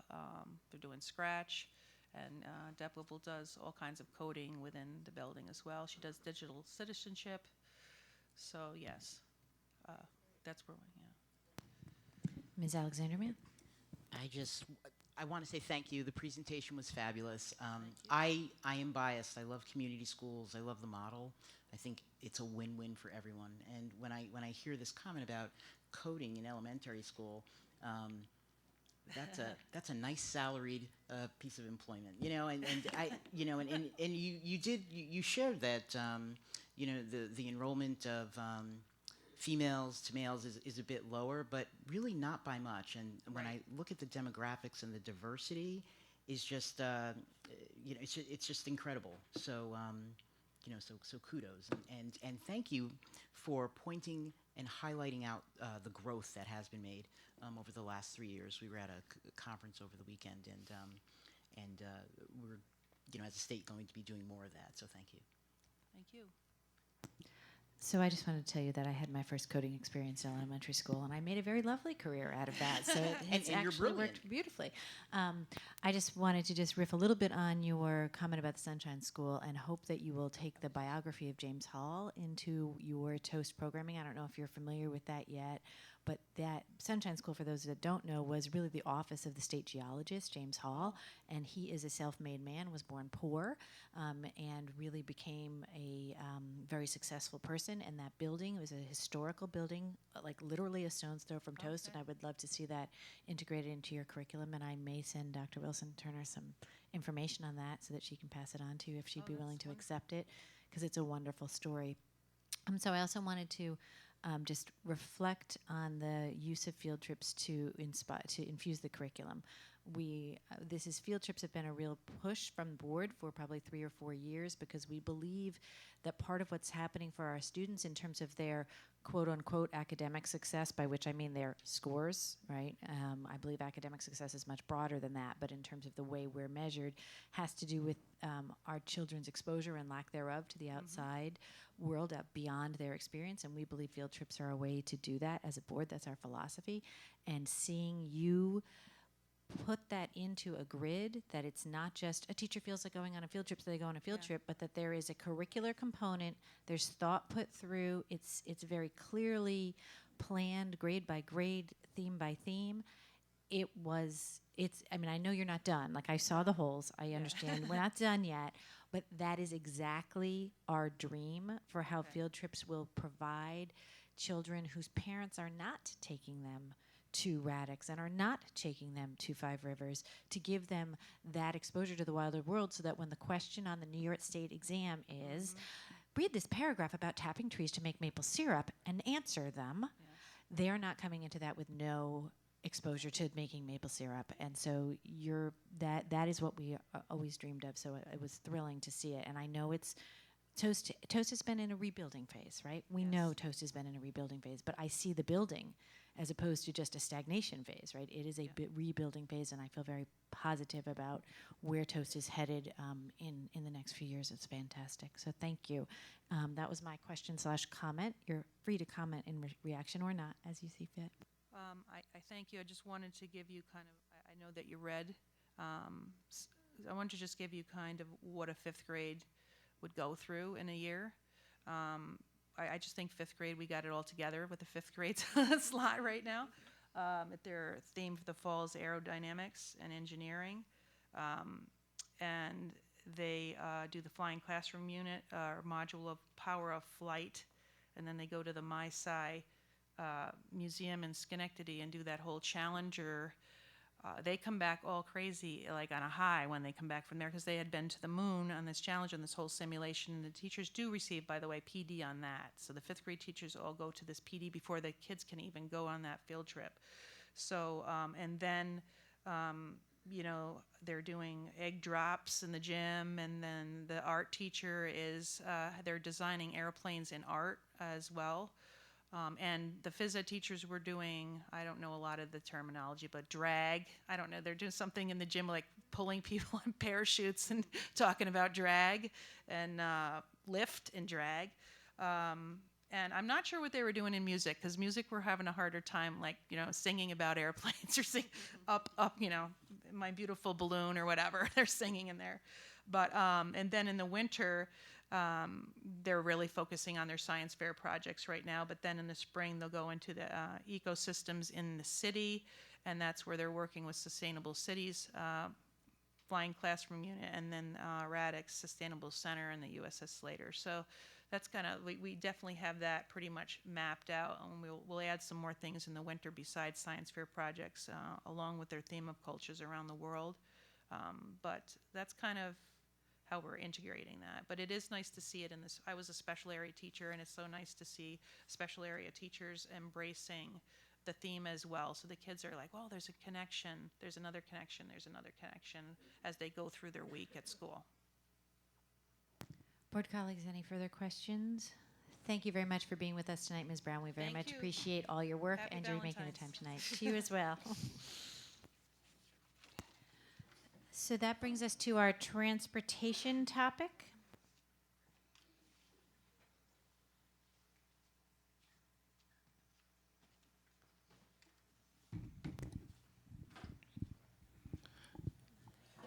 So good evening again, and we are so very pleased to have Mr. Lesko and Denise Town, who is our Director of Transportation, just to update you on where we are thus far with transportation, looking at some of our statistics, but also what's part of the vision for the future within our transportation department.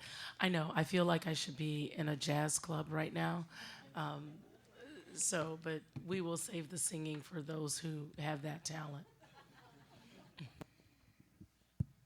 Thank you very much. We're glad to be here tonight to talk with you about the transportation operations in the school district. I'm going to start with a very brief overview of our legislative work in this area this school year, and then turn it over to Denise to really drill down on the nuts and bolts of the operation, and then we'll obviously be glad to take questions. So, as you know, state ed allows our school district to provide transportation, or reimburses our school district for transportation for students who live 1.5 miles or more away from school. We're reimbursed at the rate of 81.5% for that annually. So that is a very significant piece of our state aid for that part of our operation. The state does allow child safety zones, and there are exceptions based on traffic conditions. They are largely focused on what really seem like suburban type of traffic conditions, sidewalks, signals, those sorts of things. We do have one child safety zone in our school district. It's in place for students 12 students who attend Delaware Community School from the Mount Hope area. So that stretch of, I guess that's Route 9 coming into the city, where you get onto the 787 ramp there, does meet the standards for a child safety zone. So we are reimbursed for transporting those students, even though they live less than 1.5 miles from school. But that is the only zone that we have currently. As you know, as part of the work that you're doing, looking at the facilities projects in Arbor Hill and North Albany, we have looked at the corridor between North Albany and Arbor Hill, and that did not meet any of the criteria that the state currently has delineated for child safety zones. So that, at the moment, does not seem that it would be an option for us in making decisions around those two groups of students and families. So we are working through our legislative process this year. We have made transportation for our elementary students in particular a priority.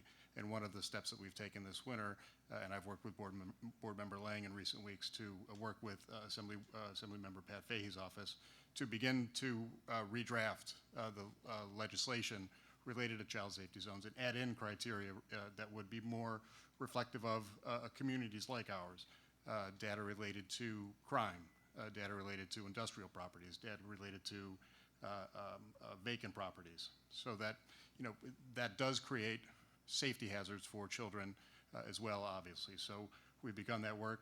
Assemblymember Fahey is very receptive to that. She's going to begin, she and her staff are working with us to move that forward, and we will keep you updated on that process.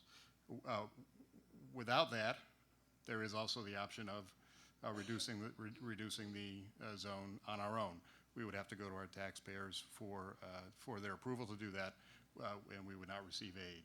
And I will let Denise talk with you a little bit about what the cost of that would be as she starts to expand on our transportation operation.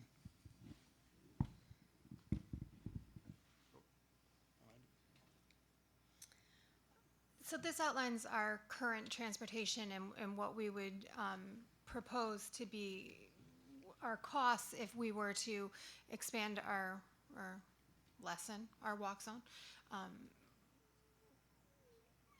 As you can see, the overall increase would be just under $4 million based on the current numbers that we have now. Those numbers are based on the contract that we have now, X number of students per bus, the bus costs this much, this would be our projected price. There's quite a bit of unknown with that, the unknown number of charter and non-public students that are under that 1.5 miles that we currently don't enroll, so we don't know how many students we have. And also a lot of unknown factors would play in the ultimate cost, being we'd have to, whatever vendor we have for student, we would probably have to go back out to RFP.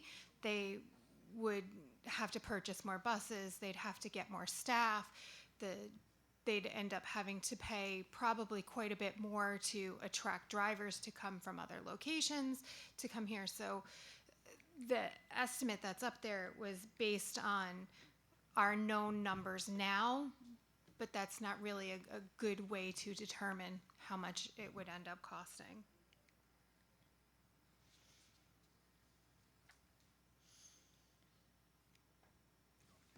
Yeah. So this just outlines some of the additional factors that we had just talked about. Again, our current vendor, we'd probably have to go back out to RFP. That's a big undertaking. Certainly not something that we could do now for September. It would be something that we would have to put a year into work. And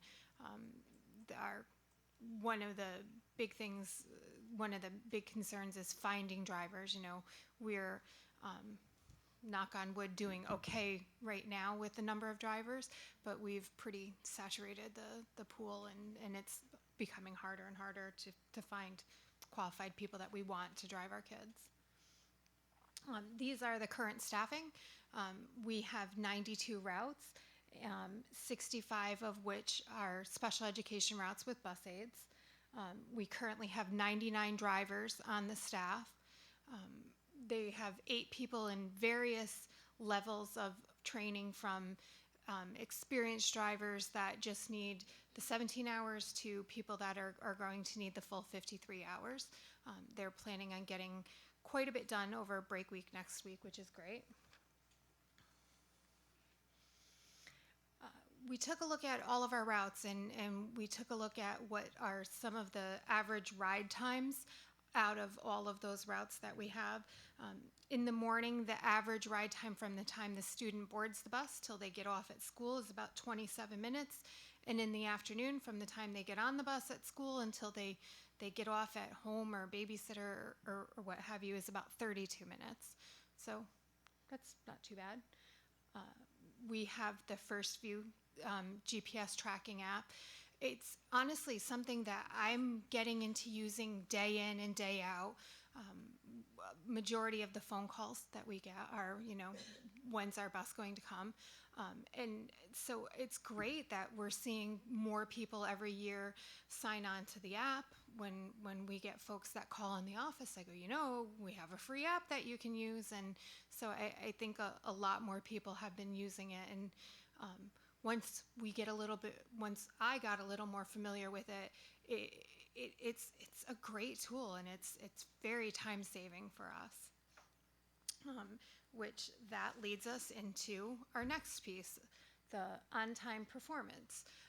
So we decided to, now that we have the app and we want to see how we're doing, and we always want our department to do a little bit better, we decided to start tracking what buses are actually on time and what's running late and why they're running late. So we picked the second week of the month just because it seems like there's fewer holidays in the second week of the month as opposed to the third week of the month when we always have vacation. So this was from January. We started tracking this week, and then we had snow and 2-hour delay. So our numbers for this week are a little bit different.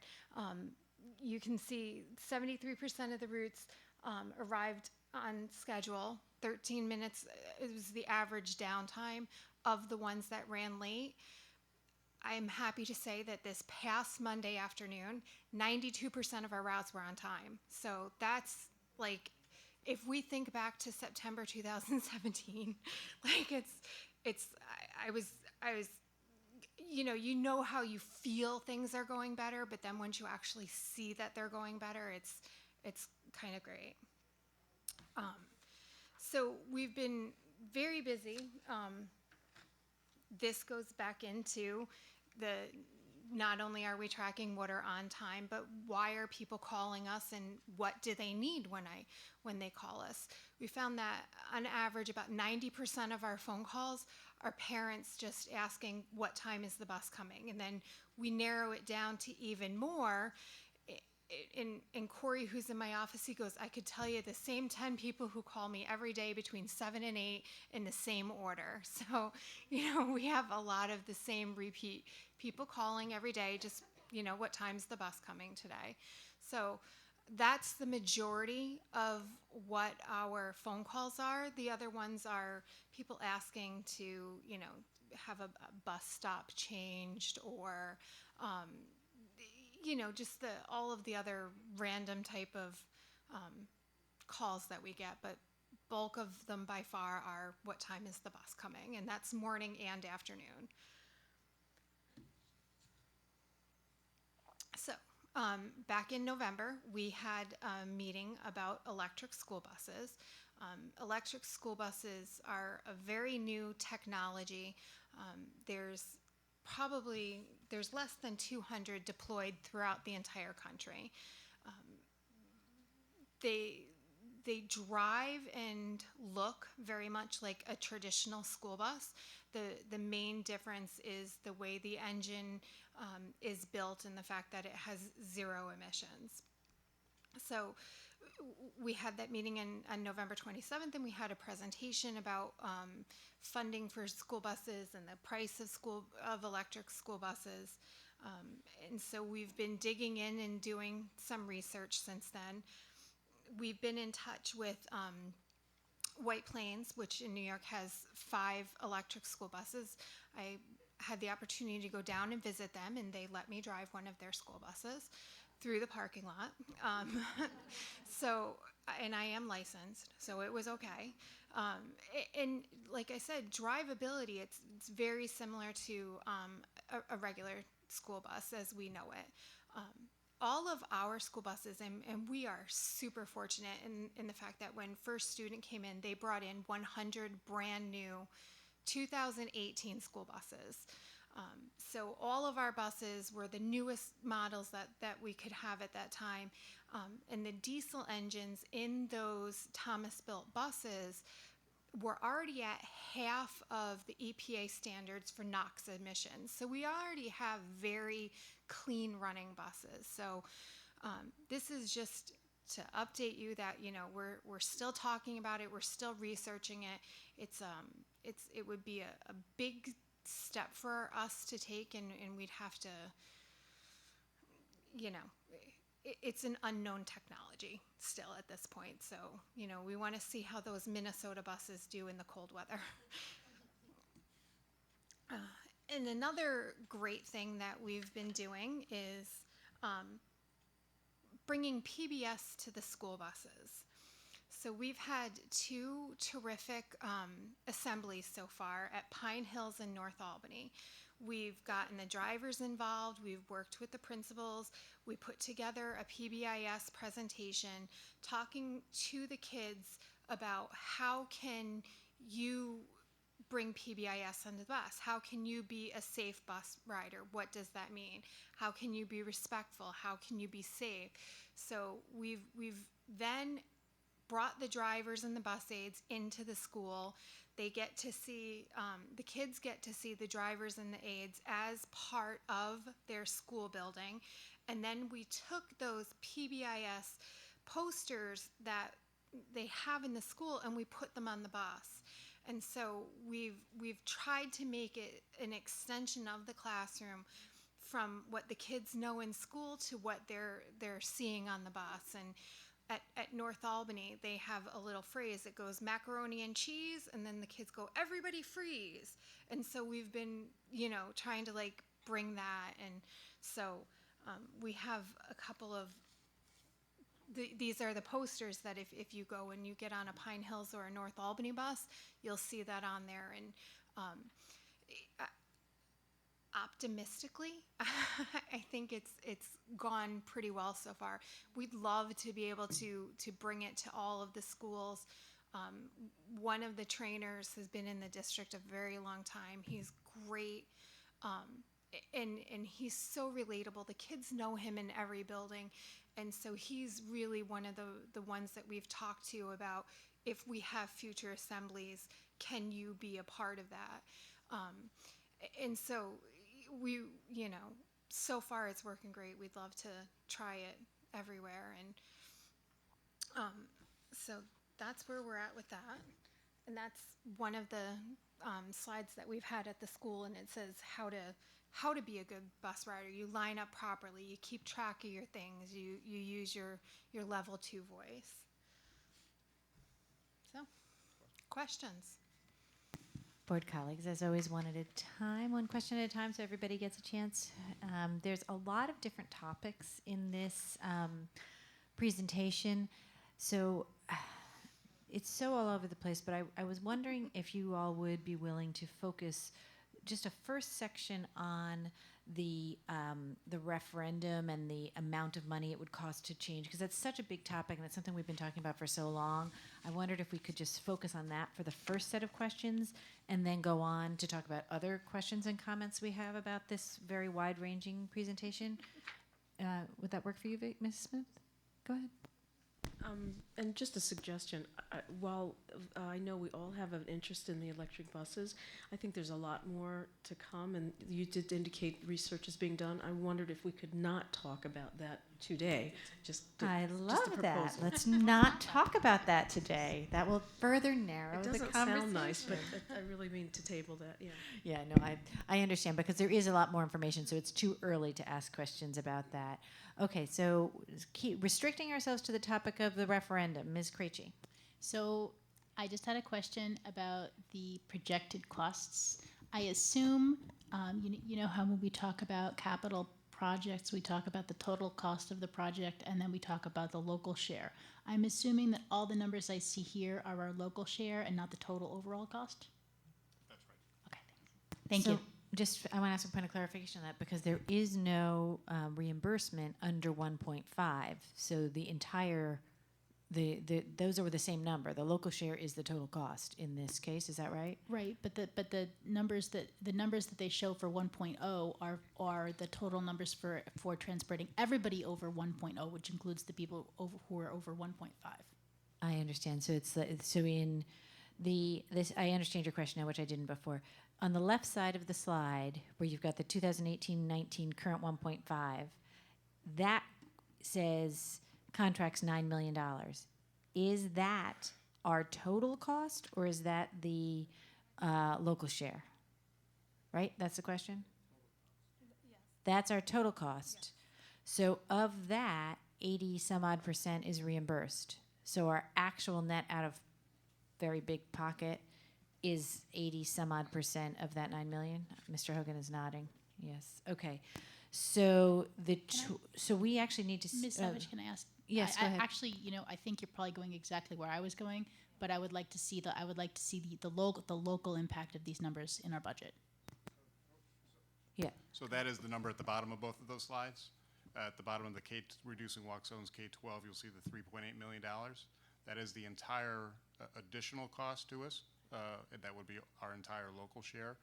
That would be $3.8 million on top of what we do currently, based on the calculations that she's made. And the same thing on the additional cost to the district that we would have to pick up in its entirety. I see, because would be the $3.3 million.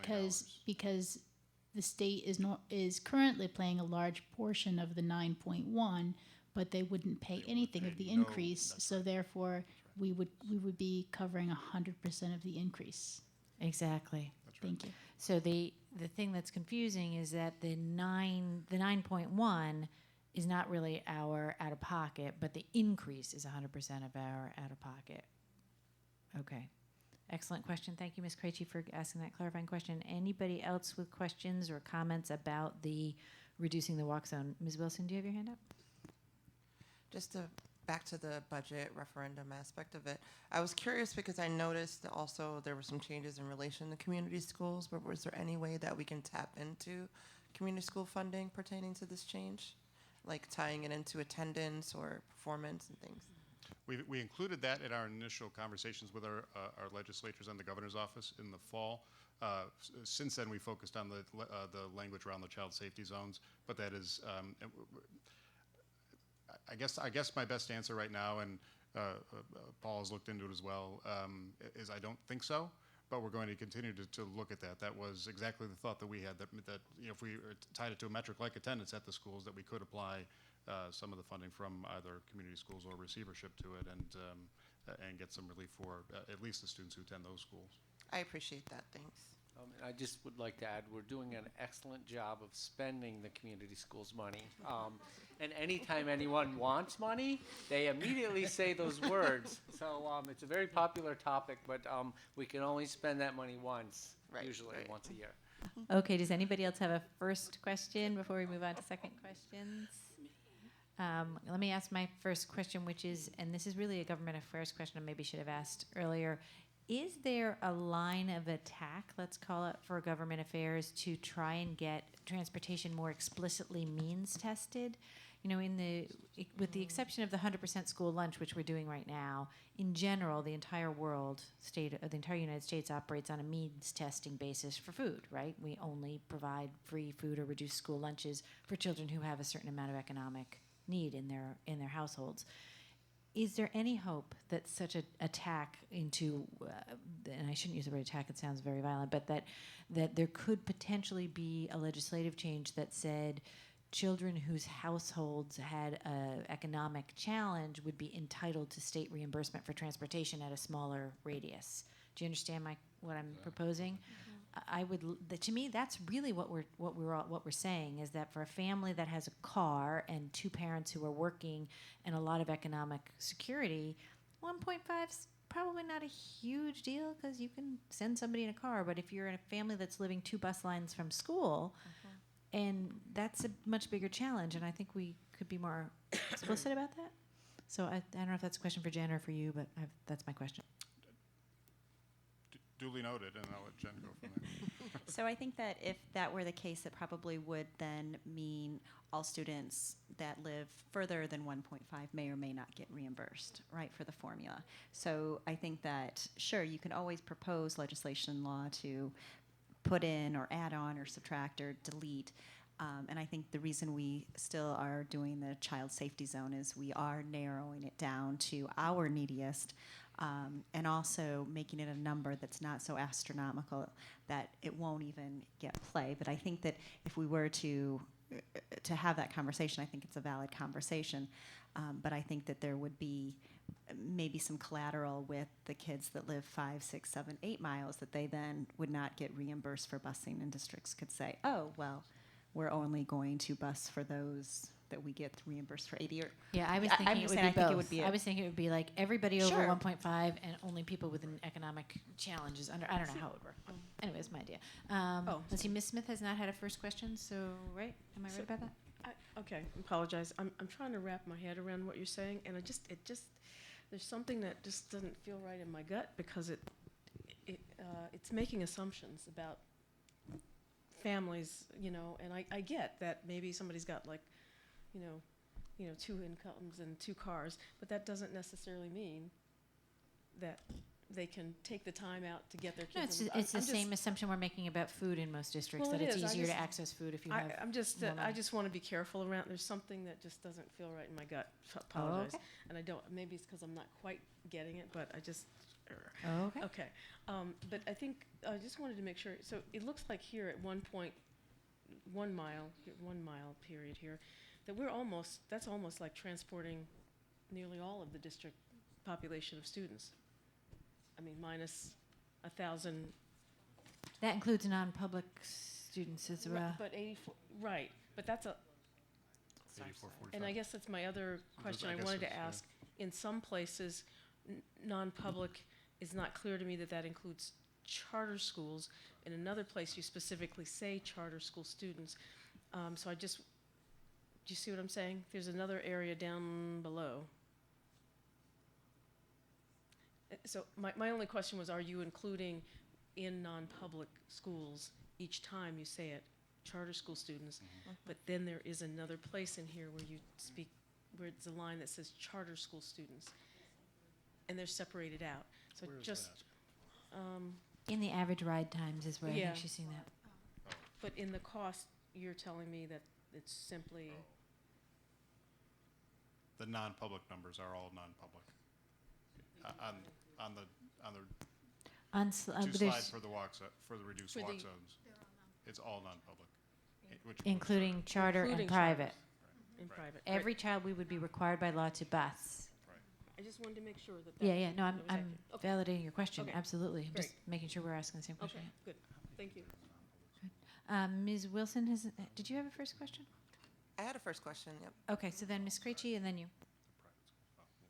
So just to follow up on the costs, because this is confusing me, I saw that in each case, if we were to reduce the transportation zone to 1 mile, whether it's for K-12 or just for elementary, our average price per student increases, and it seemed strange to me because you think if you increase, you become more efficient. And I thought, oh well, that's just our local share.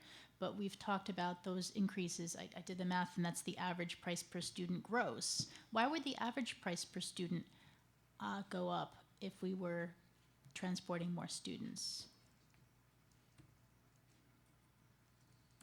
Actually, I know that one. Because the yellow buses are much more expensive than CDTA. Oh, yeah. So when you look at the elementary only,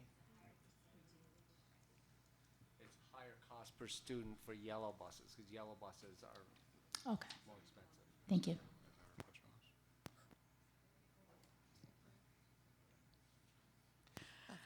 Okay, let's see, Ms. Wilson, I think you were next. And I was wondering about, since increasing our busing or reducing the zone, however you want to look at it, it makes it more expensive and potentially not very green either, or cost effective, I guess. What would make the routes increasingly walkable for students, in your opinion? Like more crossing guards or anything of that nature? So I'm just curious if what would enhance the experience for people trying to walk to school? Are you talking about making the walk safer? Safer and more people more apt to participate in it. So I guess it's more of a larger civic conversation. But aside from the climate issues, naturally storms and things of that nature, if it were an average day, 60 degrees and sun, whatnot, what would make it more so walkable? And I know we have the child safety zone. We would likely we would prefer it to be a child safety zone. But if it couldn't be, do you have any insights into what could make it a safer, more conducive walk for individuals and that along that line? Or if I'm not asking this right, someone could rephrase it for me. Actually, Sorry. would you mind if I jumped in a little bit? Because I think what you're talking about has to do with the national approach to safe walk to school, right? Safe ride to school. I'm sure you all are more familiar than I am over there, that there is a whole national approach to trying to make walking to school better and not just safer, but better, so that just like when you walk 20 blocks in New York City, you might find that mile to be more enjoyable than a mile along the edge of a highway. So that how do you build that culture and infrastructure around walking? And so I guess my question would be, I realize that the district has many, many, many priorities, but the transportation department actually, I believe, really has been a busing department, right? That's what our transportation department has done for many years, is really run the buses.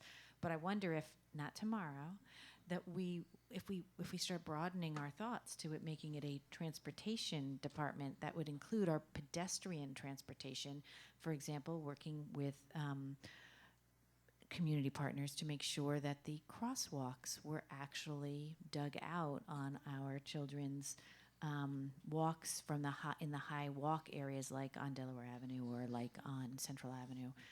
That might be an interesting. I don't know if it's transportation department, but somewhere, because walking is really difficult in some of our areas, especially when there's snow. So I think that's what you were talking about. That's exactly it. Thank you.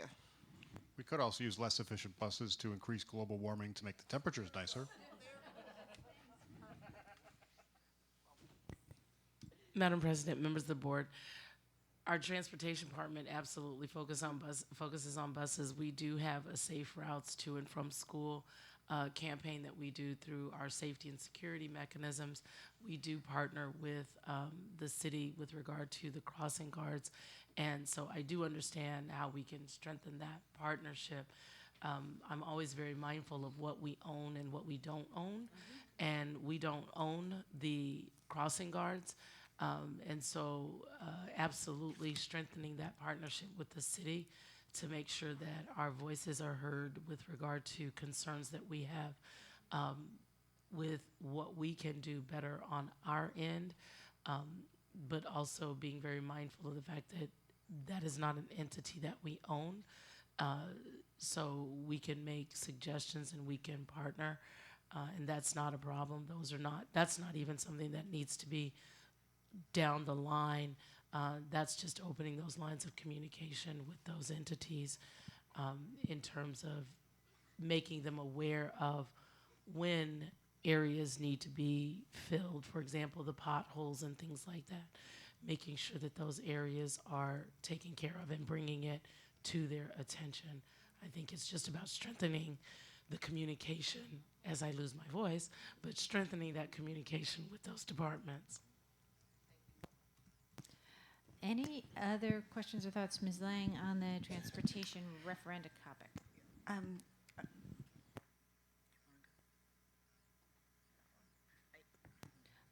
Nothing else on the referenda topic? Okay, so board colleagues, Damara, Ms. Alexander.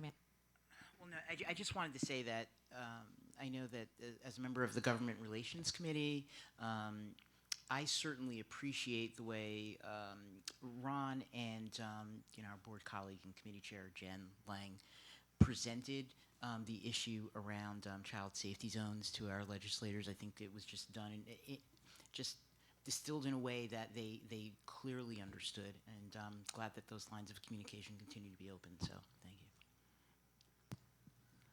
So I think we need to just have a little bit more discussion about this topic, and I don't want to push the board too hard to make a decision, but I mean,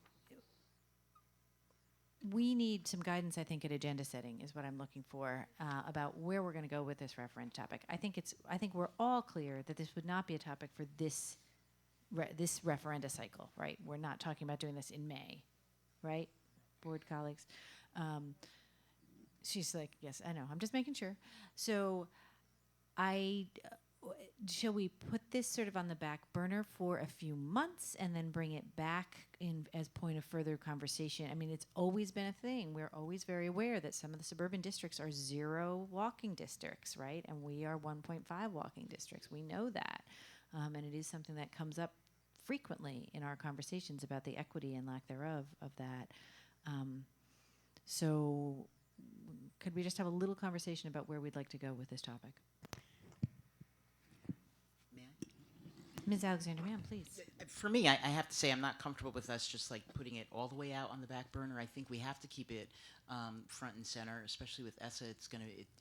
It has to be a topic that we continue to speak to and see what progress has been made or where Okay. we've gone. Ms. Krejci, did you have any insight into that? I think just more of a general comment in light of what Ms. Wilson was saying about walking zones, just that while it is important to know what we can and can't control in terms of what goes on in the city, just in general, I guess in terms of health and sustainability, walking to school, if we can make it safe, if we can make it feasible, you know, it's not as much about equity. It's about doing what's best for the kids. And I think if there's a safe and reasonably pleasant way to walk to school, in general, that's a good way to go if we can do it. Any other comments, Ms. Lang? So for me, part of the legislative strategy is to get a piece of legislation. If we get a piece of legislation drafted, then we ask for a counter Senate part. Then we get those two, that becomes a real potential for making it a law. So I guess we don't have the $3 million this year, right? We've all agreed we're not going to put this on the agenda. So that does buy us time to continue to work on this issue through session, when normally our government relations committee kind of ceases once we get the budget, and we don't kind of come back circle until the fall. But this particular issue kind of keeps us going with more dialogue, more conversation. And Governor Cuomo did, for the first time, put money in for transportation on this topic. It was like $2 million. So I don't know what that means, and I don't know where that's going to go. So I'm hoping that maybe there's some grab. But once we get the piece of legislation and it does what we want or hope to do, that's when the lobbying, that's when the advocacy, that's when the associations, that's when the nonprofits, that's when all of our partners can come together to back us, our other school districts as well. And so right now we're kind of in that gray zone. Ron and I have sent Assemblymember Fahey all of our information as well. She's got it, it's in her hands. And that's kind of the next step. So we're not really putting it on the back burner per se, because we've kind of got this new venue in which we're moving forward with this conversation.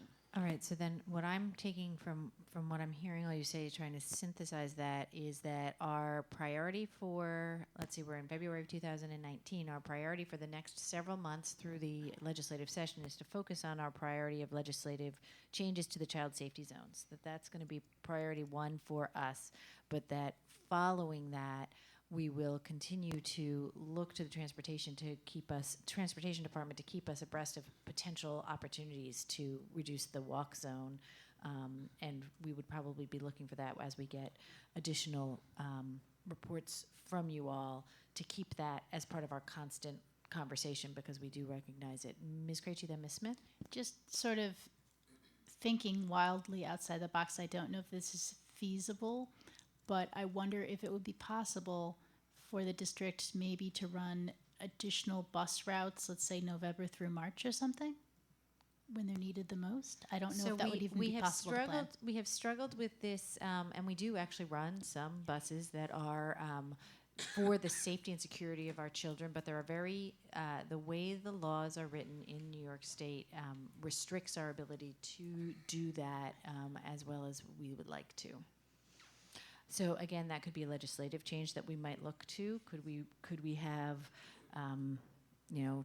winter buses become legislatively permitted, right? Because it's really the walking issue is an issue the most in January through March. So there's a number of legislative approaches that we could take. Okay, I feel like as a member of the Agenda Setting Committee, I have enough information. Mr. Lesko, you look like you're wanting to say something. I do. I just want to add that one of the steps that we'll take on our end as we start to, continue to work through this process, we need to have a better idea of what the cost would be. it's not going to be $3.3 million to go for if we just did kindergarten. It's going to be significantly more than that, based on some of the other factors that Denise described. So we'll start working, even though we'll start working with First Student to really try and put some real numbers on those additional costs for, what it would cost to add 40 buses, to have to buy those 40 buses and all the staff to support them, the facilities to support them, all of that, the fuel to support them, to try and get a much more accurate number for what that referendum figure would look like. Right. That's what we really need in order to make a decision, is an accurate number. Okay, so I know everybody wants to think, yay, we're done with transportation, but we're only done with transportation part A, which was to talk about the referenda. Board colleagues, do you have any questions on the other topics presented by Ms. Town and Mr. Lesko before we let them go? Ms. Lang, then Ms. Wilson? So this wasn't in your presentation, but I'm wondering if you have a sense or an overview of if our magnet schools or which particular schools have more buses versus our schools with their encatchment zones are within the 1.5. Just kind of give us a little bit of overview of who is walking the most and who is taking the bus the most. And I'd like to kind of get a general visual of that in my head. So by far, Ash has the most number of buses. I think it's 13. 5 at Montessori, 5 total at Toast. Sheridan Prep Pine Hills, they have 1 gen ed bus apiece. So they, I would say, have the greatest number of students walking. And I don't know the rest off the top of my head, but I know by far and away Ash has the most buses. It's also a very large school compared to the other magnet schools in terms of its population, right? So that might... We also have quite a few special needs buses out of Ash. Any other board? Ms. Wilson, you were next. Just really quickly, I was, I believe it was September 2017 when I joined the board. So just this presentation in contrast to that one, the sea change of differences I've seen, like the BIS introduction and the app being fully functional, I'm just commending you. So it was well done. Thank you. Anyone else? I would also like to commend you very specifically on the use of data in this presentation to measure your success as a department. We are looking for that wherever we can find it. So the idea of measuring what percentage of the buses are late, even though we only have 1 month of data at this point, I look forward to 18 months from now when we can say, oh, look, see, the buses are always late in January because it snows, right? Whatever those patterns are, we're going to see those, and also tracking the calls. The fact that we know that 90% of our calls are basically replaceable by the app is pretty amazing, and really tells us that educating our parents to use the app would save us staffing to make sure that you have enough people to answer the phones, right? Mm-hmm. Answer less than 90%. So I really, really appreciate that. And like Ms. Wilson said, we're so grateful to have First Student in place and fully in place, because I believe we're well ahead of where we were with Durham. So while there was a implementation dip of the worst kind at the beginning, it's so much better than even it was with Durham. We're way ahead of that. I did have one question, and then I'll let Ms. Smith step in. My question was, you referenced the general education buses and the special education buses, and I just wanted to understand that a little more. Does a special education bus mean a bus that has a special education student on it, or does it mean a bus that is composed entirely of special education students? So many kids can have special education and they can have an IEP. If on their IEP or their 504 plan it requires special transportation, then they are on a special needs bus. We have many kids that have an IEP that don't require special transportation and therefore ride the gen ed buses. So the 27 general education routes have no monitors on them at all, is that right? Correct. Okay, and the 65 special education routes have bus monitors, and those are monitors required by the children's IEPs or 504 plans. And if there's a sibling involved, how does that work? So if there's a sibling involved, the sibling has to also meet the mileage requirement, and then they would ride a general ed bus.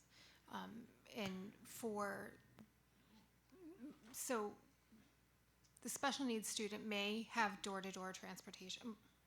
let me rephrase that. Closest, safest stop is what we call it. So while they may get picked up at home, the sibling would, if they meet mileage, go to a corner bus stop. I understand. Okay.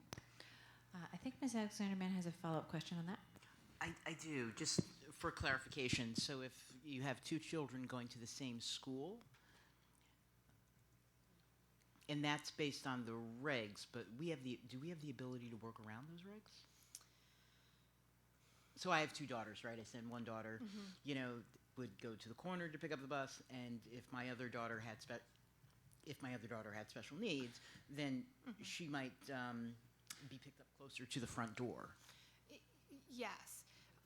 The student that requires special transportation has special needs that we have to meet by putting them on a bus with an aide, while your other daughter, while we may have room on that bus for your other daughter, we also have the responsibility to save room for other kids that may need it coming in, and also have the responsibility of offering your other daughter a ride with her peers. Ms. Wilson, is this on the same topic? Okay, go ahead. I just want to clarify. I guess she's asking, correct me if I'm wrong, like for an appeals process, like as a parent, you would be able to say, and then naturally if the answer is there's no room, I would proceed from there, but. So in actually Deb Sharp would be able to answer this piece of it a little bit better. So just like the kids in the classroom, they have their own specialized classroom, they have their own specialized transportation. And it seems like it's an easy answer. The bus is already coming to the house, so why not put both children on? Both kids are going to the same school, so why not put them in the same classroom? It doesn't always work that way. So if a student has special transportation on their IEP or their 504, then we're required to give them specialized transportation. And so that's part of the IEP process and all of that. Okay, do you have a question, or you're okay? You're good. I'm just recalling that a few meetings back, we did review something on transportation and special education students, and I recall that there is an appeals process. There's a process to address that. Okay. I believe so. Anyone else for any question for our friends from the transportation department? No. Okay, seeing none. Thank you very, very much. We really appreciate the excellent report and the progress you're making in the transportation department.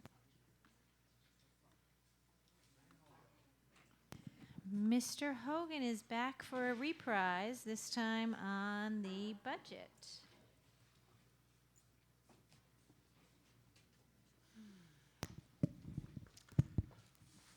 Yes, I'm back, and I'm joined by Stephanie Primero, our Director of Business in my office.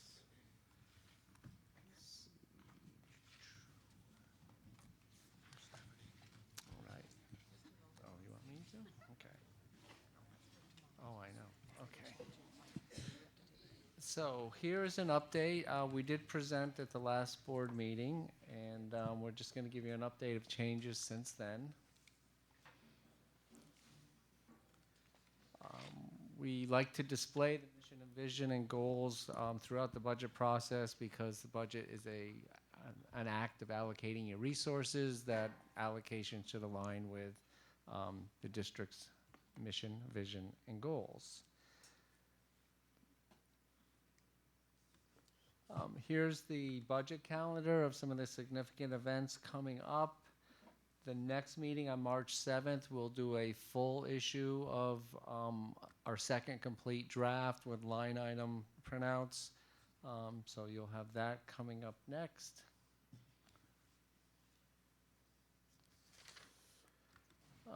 Next we have, I just want to speak briefly about an update on the state budget. On February 4th, the governor and the state comptroller announced it was a $2.3 billion budget deficit. This is the worst news we've heard. I don't even recall before where the governor issued an executive budget in mid-January, and within a few weeks they discovered a revenue shortfall. So the next steps are the governor has 30 days to do amendments to the executive budget. It's really, nobody really seems to be talking in terms of, obviously some of the amendments could be they're going to reduce revenue estimates, which means they're going to reduce expenditures. Their largest categories tend to be healthcare and school districts. So certainly those would be negatively impacted. So after the 30-day amendment period expires,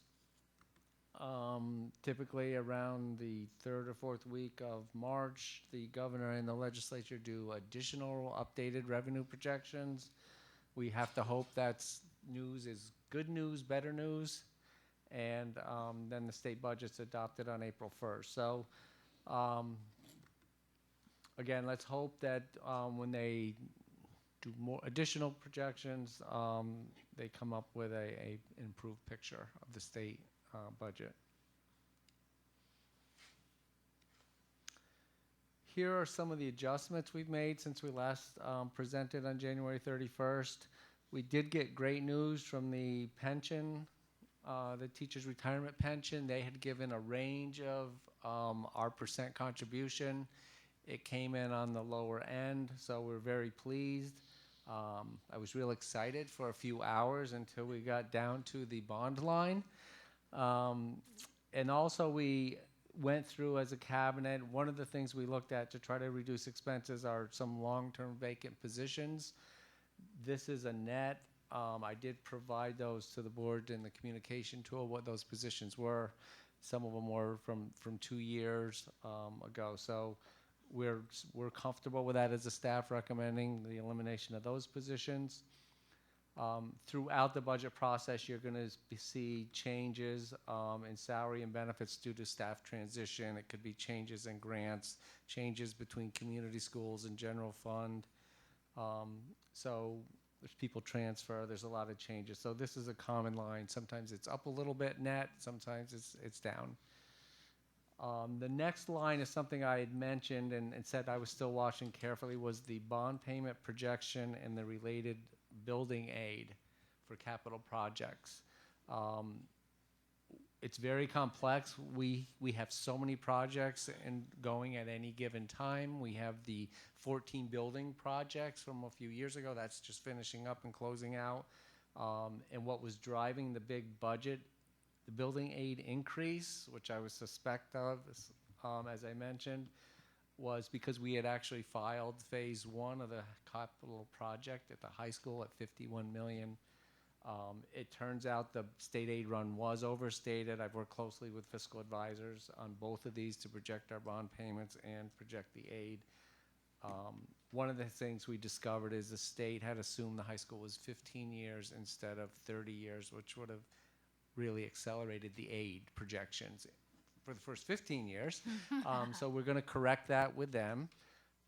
So we essentially, I had to increase our bond payment estimate by $836,000, and at the same time reduce the building aid projection further. So that was about $1.5 million swing the wrong way, because revenues are going down and expenses are going up. So that did not help us. That got us to this screen, which was about a $5.1 million deficit before mandates and essential items. It ended up, if everything stopped here, that a tax levy of 4.47% would be needed to close that gap.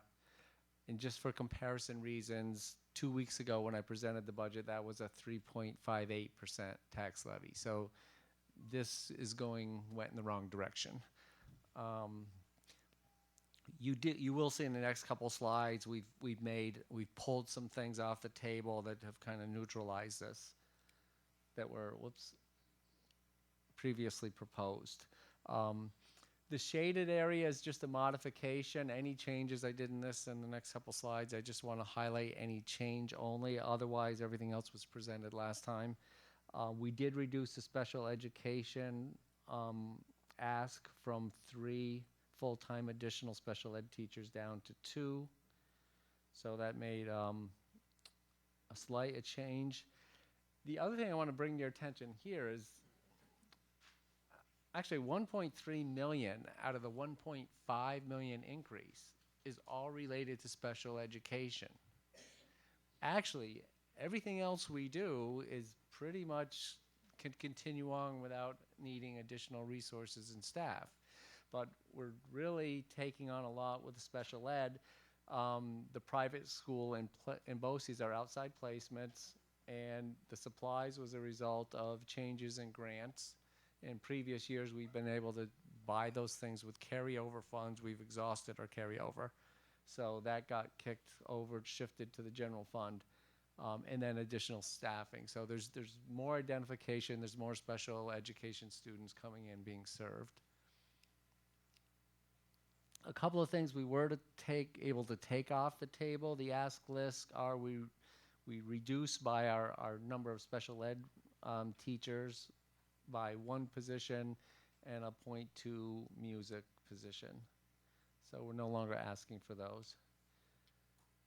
So with the mandates, this brought us to a almost $7 million deficit, resulting 5.76% tax levy. Last time this was 4.9%. So we're still running higher than we were last time I saw you. The next batch of items we're calling them essential items. They're really needed to continue to offer existing programs and services. So here, the only change is a system administrator for the tech department. This position actually was in the academic plan. It was pulled out of there and moved over here. I do want to say that the tech department had in the original draft budget this year, they actually did have reductions of $122,000 in other areas. So in essence, and we took those savings in the numbers you've previously seen because we take the money quick when we find it. But in essence, that department is actually squeezed in other areas to fund this. So some of the things we're no longer asking for are these positions, 2.7 FTEs, 225,000. And we continue the budget process is a several-month process. We continue to reevaluate, review, question harder, and go back to staff for some of these asks as we go through the budget cycle. This entire slide really was the O'Neill building, and again, these are not reductions of any positions. These are things we thought we may have needed to add before. We won't. Really, the pivotal thing here was the original assumption is that you would have 2 teams of teachers servicing 7th grade and 2 teams servicing 8th grade. If you did that, the student load would only be about 75 per teacher, very small class sizes. If we have a team and a half do 7th grade and a team and a half do 8th grade, that'll be about 100 student teacher load. That they teach 5 periods, that's about 20 kids per class. It's still a relatively small class size for the middle school level. Mr. Hogan, do you mind if I just interrupt 1 second? I just wanted to draw board colleagues' attention to the fact that what Mr. Hogan has just said is that he has now reflected in here either option B or the 1.5 option of option C from our presentation last time, right? So he has said in this budget that we're looking at, not option A and not option C with the 2 teams, right? It's option B or option C with 1.5, right? And we're here to receive feedback should that not be. But again, we're looking at the big picture and where the numbers are leading us now, which is we need to start finding areas to make reductions. So if you included the things remaining in essential items and the things remaining in mandates, this is where we would be, about a 7.4 deficit. That would equate to a 6.44% tax levy needed. Again, assuming nothing else happens on the revenue side, nothing else happens on the expense side. Certainly it's not the intention that we would go out for a 6.44% increase in taxes. So there's still a lot of work to be done. There's still time, and this is how this process works. As we keep reviewing things and waiting for the state revenue numbers to be finalized, which will be several weeks. So this is, when we got to this point, we're about $100,000 worse off than we were a couple weeks ago. But again, the way we had to do that is to reduce the ask for essential items and some mandates. The academic plan really was not the intention to discuss it in detail tonight. We're actually going to present that at the March 7th meeting. Here, I just put it here really as a placeholder. We did kind of finalize what the options were going to look like in terms of price ranges. These would be add-ons on top of the numbers we've just seen. So it may be a very difficult year to add programming and additional supports, but the academic plan is in place. We're not suggesting at this point to take anything out of it. It's been a multi-year building of the academic plan. It would just have to take a pause if we didn't implement any part of it next year. But again, we'll stay optimistic on the state revenue side. So that'll be presented next time. I just didn't want to lose sight that if you thought we were done based on the previous slide, there's still this piece as well. So with that, I will turn it back to the president for discussion, questions, and comments. Board colleagues, I always ask everyone at this stage in the process to remember what Mr. Hogan has just said, that the revenue and assumptions are not final. Now is not the time to say, in order to get to a percent I'd be comfortable with, I want you to cut X, because we don't know what the revenue is going to be. So now you're just having a hypothetical conversation about something that hopefully is not going to happen. Let us not try and get down to brass tacks unless we actually have to get down to brass tacks, at which point we will do that. So with that in orientation, you certainly can do that. You are each independent actors. You don't have to do what I suggest, but I would ask you to think very carefully about what would happen if we start talking about things that we might cut when we're not ready to cut them. So with that orientation, people can ask Mr. Hogan a question. Ms. Krejci, you've got your hand up. I just had a question, and it's on slide 12. You've removed a 0.8 health teacher from Myers Albany High and a 0.6 health teacher from 0.6. And I just wondered, since health is a mandated subject, how we plan to teach. Are we going to do larger classes? Yeah, I will defer to Ms. McKenna. Yeah, so based on a review of current FTEs and the number of students, et cetera, we would be okay if we redesign and reallocate existing staff to meet the needs. So it would not result in larger class sizes. Does it mean we might be running a teacher between 3 buildings instead of 2? No. Okay, thank you. Who's next? I just want to ask a question about Ellen's question, because perhaps Jen could speak to this also. Were we not informed that they're trying to expand health? No, to every classroom? We're moving health. We have moved this year health. Is that what Not you're our talking about? school district, but the governor, I suppose. In the governor's proposal, they are proposing that every year there would be health, and every year would be age appropriate. And so they would add to the schedule, and that was proposed in the governor's budget. So with that would include staff, scheduling, money for those. There would be no money associated with those additional health teachers. And there's no yet understanding of the impact of students' schedules if they're mandated to take this new hour or 0.5 class, but it was in the governor's budget and they're pushing for it. Dr. Wilson-Turner, did you have a comment? Just to clarify, does it have to be provided by a certified health teacher, or just the fact that you have to have health curriculum at each grade level? Because we do have health curriculum at each grade level currently through elementary, and then what we did differently this year is we moved health into 6th grade for everyone. So we have certified health teachers providing health instruction in 6th grade in the elementary schools and the middle schools. I'm not quite sure, but I know that it would be for middle school and high school every year they would have to take Instead of the health. 1 year. So it would be mandated every single, so it would be essentially, was it 6 years? 4 years in high school and 2 in middle school?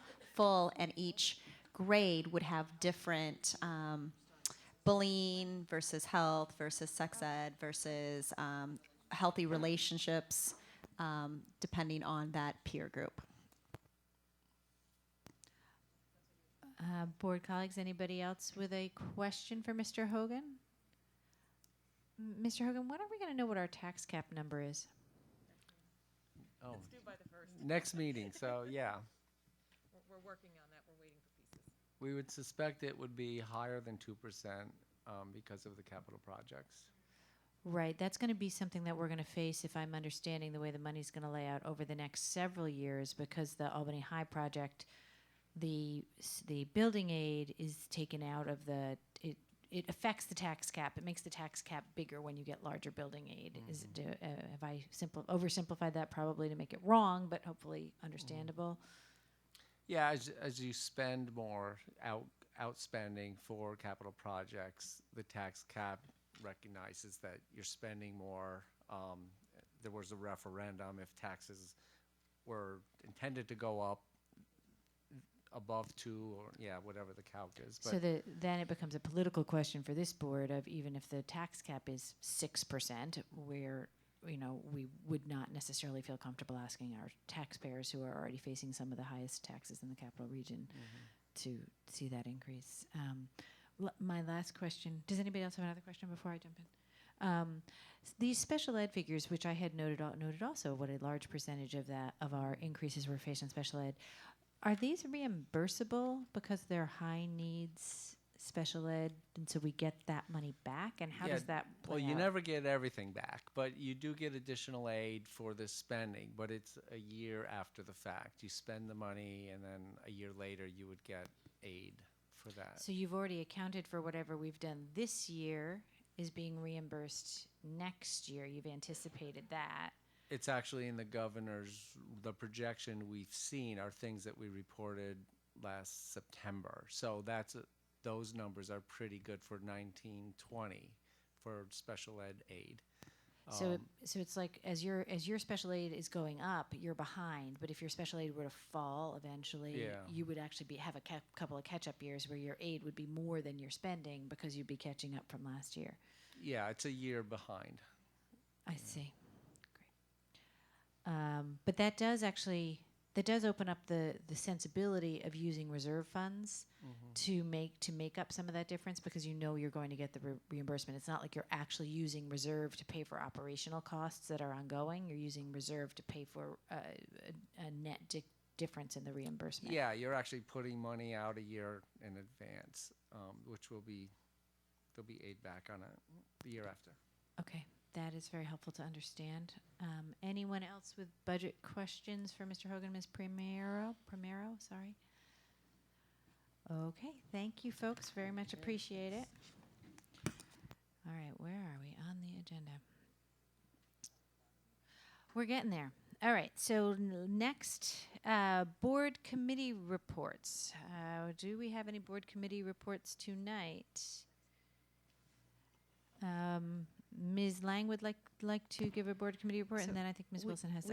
We have not met with the government relations. Our meeting is March 2nd at 8 o'clock at Sheridan Prep, and also Pat Fahey, Senator Breslin, and Assemblymember McDonald will be at our March 17th, 21st meeting. In which case, during our government relations committee meeting, we will draft a series of potential questions if the board has interest in asking them. So we'll put together about 10, and if you are interested in one of those 10 to ask, or if you have your own, obviously that's fine too. But what we'll do is we'll kind of align it with our legislative ask and what we've been lobbying for as well. So we'll have that for you after our March 2nd committee meeting. Thank you, Ms. Lang. Ms. Smith? Yes, I just wanted to say that we were not able to have our facilities meeting this week due to the weather, but we have planned now for February, did I say that right? Yeah, February 26th at 5:30 at Academy Park, just so that the public is aware of that. Anyone else on board committee or board liaison role type reports? Then we move on now to other business. Do we have any other business items from the board members? Ms. Smith? I know it was a busy weekend this past weekend for many of us.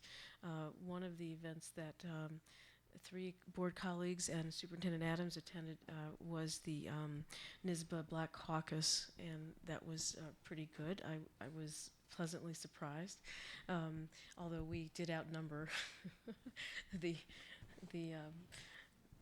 participation list, both in numbers of staff, but also in terms of just, I mean, there were maybe three districts there, so it was not greatly attended, but I think we had a great experience.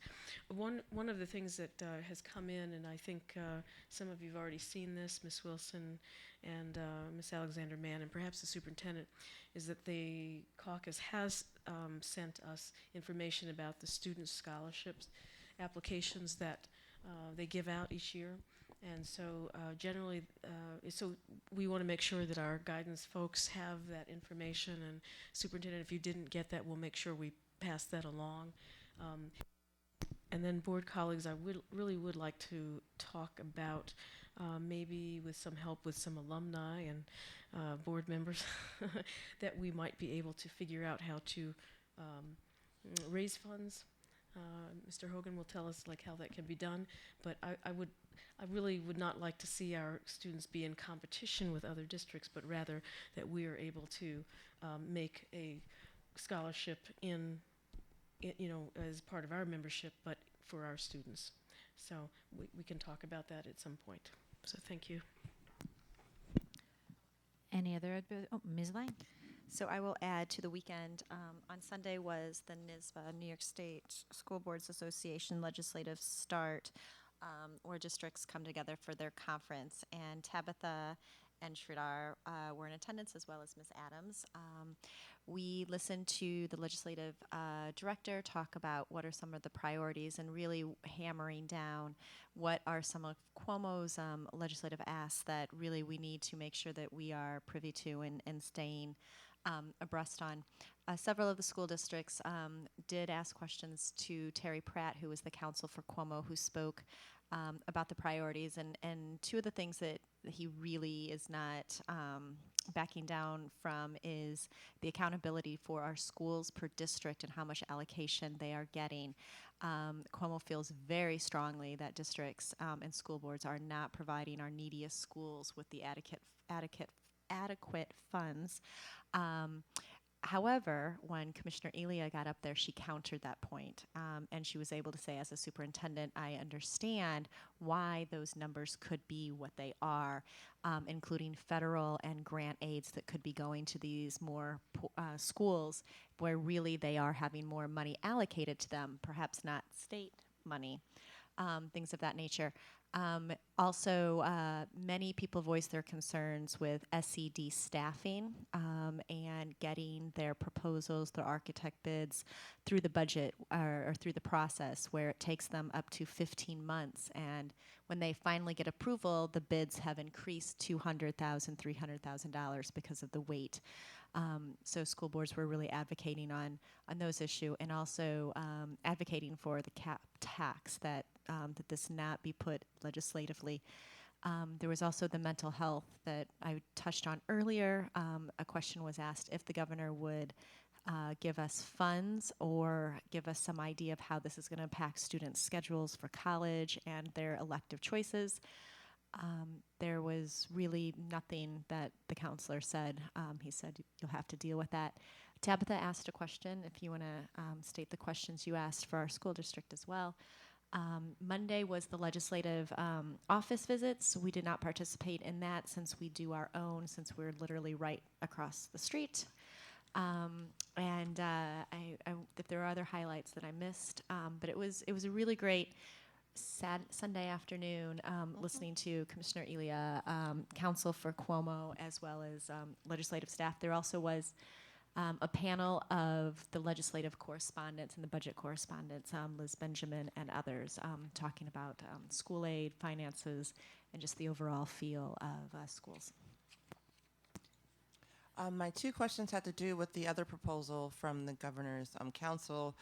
he summarized a program that would be like a pipeline for high school students to go and study teaching and come back to their district, and they allocated, I think, $3 million or so towards it. So I kind of try to drill down in terms of their idea about how to firm that up some more. And the second question was about the health requirement and exactly the accommodations we would have to make in our program. And naturally, they couldn't answer it right on the spot, so we'll wait and see. So does someone here, either Jen or Bill or somebody, understand with the way they're planning to do the school-by-school metrics, are they, I mean, we would always want to present the entire budget of that school, including community schools money, grant money, all of the pieces, not only the pure state money. Is that how, I know that some of the Big Five have been called to task on the way they distributed their money. How were they measured? Do we know? Have we looked at that yet? No, but someone asked a really good clarifying question. And actually, I think it was the commissioner who stated that there may be other instances why we're not distributing equitably, i.e., perhaps the school that we're distributing or allocating more to needs repairs. And thus, the other school could be a community school and already has a funding stream. So everyone was really pushing for more clarity and more firming up those aspects of that. So we don't Because the know other yet. place it seems like it would be obviously, it would be an unfair way to compare schools would be the number of self-contained special ed classrooms in those schools. It just depends on how they get laid out. So I guess I would ask us as we're thinking, Mr. Hogan, about how to present that information, which we will need to present in the next year or so. They're going to ask us to look at it in a particular way. We're going to have to do it the way they have to tell us to do it. But we have to look at it the way that honestly reflects our reality. And so we may be running two sets of numbers and having to be able to explain the differences. Yeah. And we do have to show the other sources of funding for the school, like grants. So I think that will help us because a lot of our higher needs schools get a lot of grants. So yeah, it's going to take a Herculean task just to prepare this and get it out, and then the analysis would probably even be bigger than getting the document out the door. So do we have a sense of when we're going to start seeing preliminary internal numbers of these? I don't. Yeah, I mean, we have to have it. I think it's the end of August. We'll be doing a lot more in June and July. But I think everyone's going to be, it's an enormous task. I think everyone is going to be basically getting it out there, and then there's going to be so many questions that could take hundreds of hours of analysis. So. And I really think Cuomo is using this as a sticking point. He really thinks he found a smoking gun here. So it's really up to the districts and NYSBA to really make sure that this is something that we actually understand with the data. But it's my feeling he really thinks he found a smoking gun here. And that's more control of how we spend our budget. Yeah, and I think it'll probably take about 3 years for this information to become useful, because things will get tweaked as you analyze things and discover things, and there'll be better processes for allocating everything out. Madam President, members of the board, one of the things, as we all know, that this is an effort to look to see, I probably should just stop, but it's an effort to look to see where the dollars are going and if they're truly benefiting our students. So in other parts of the country, these exercises have been done, and the trends that are seen, it's just that many times it's not the actual bottom line dollar amount, but it is how resourceful is a district in allocating the dollars that they have.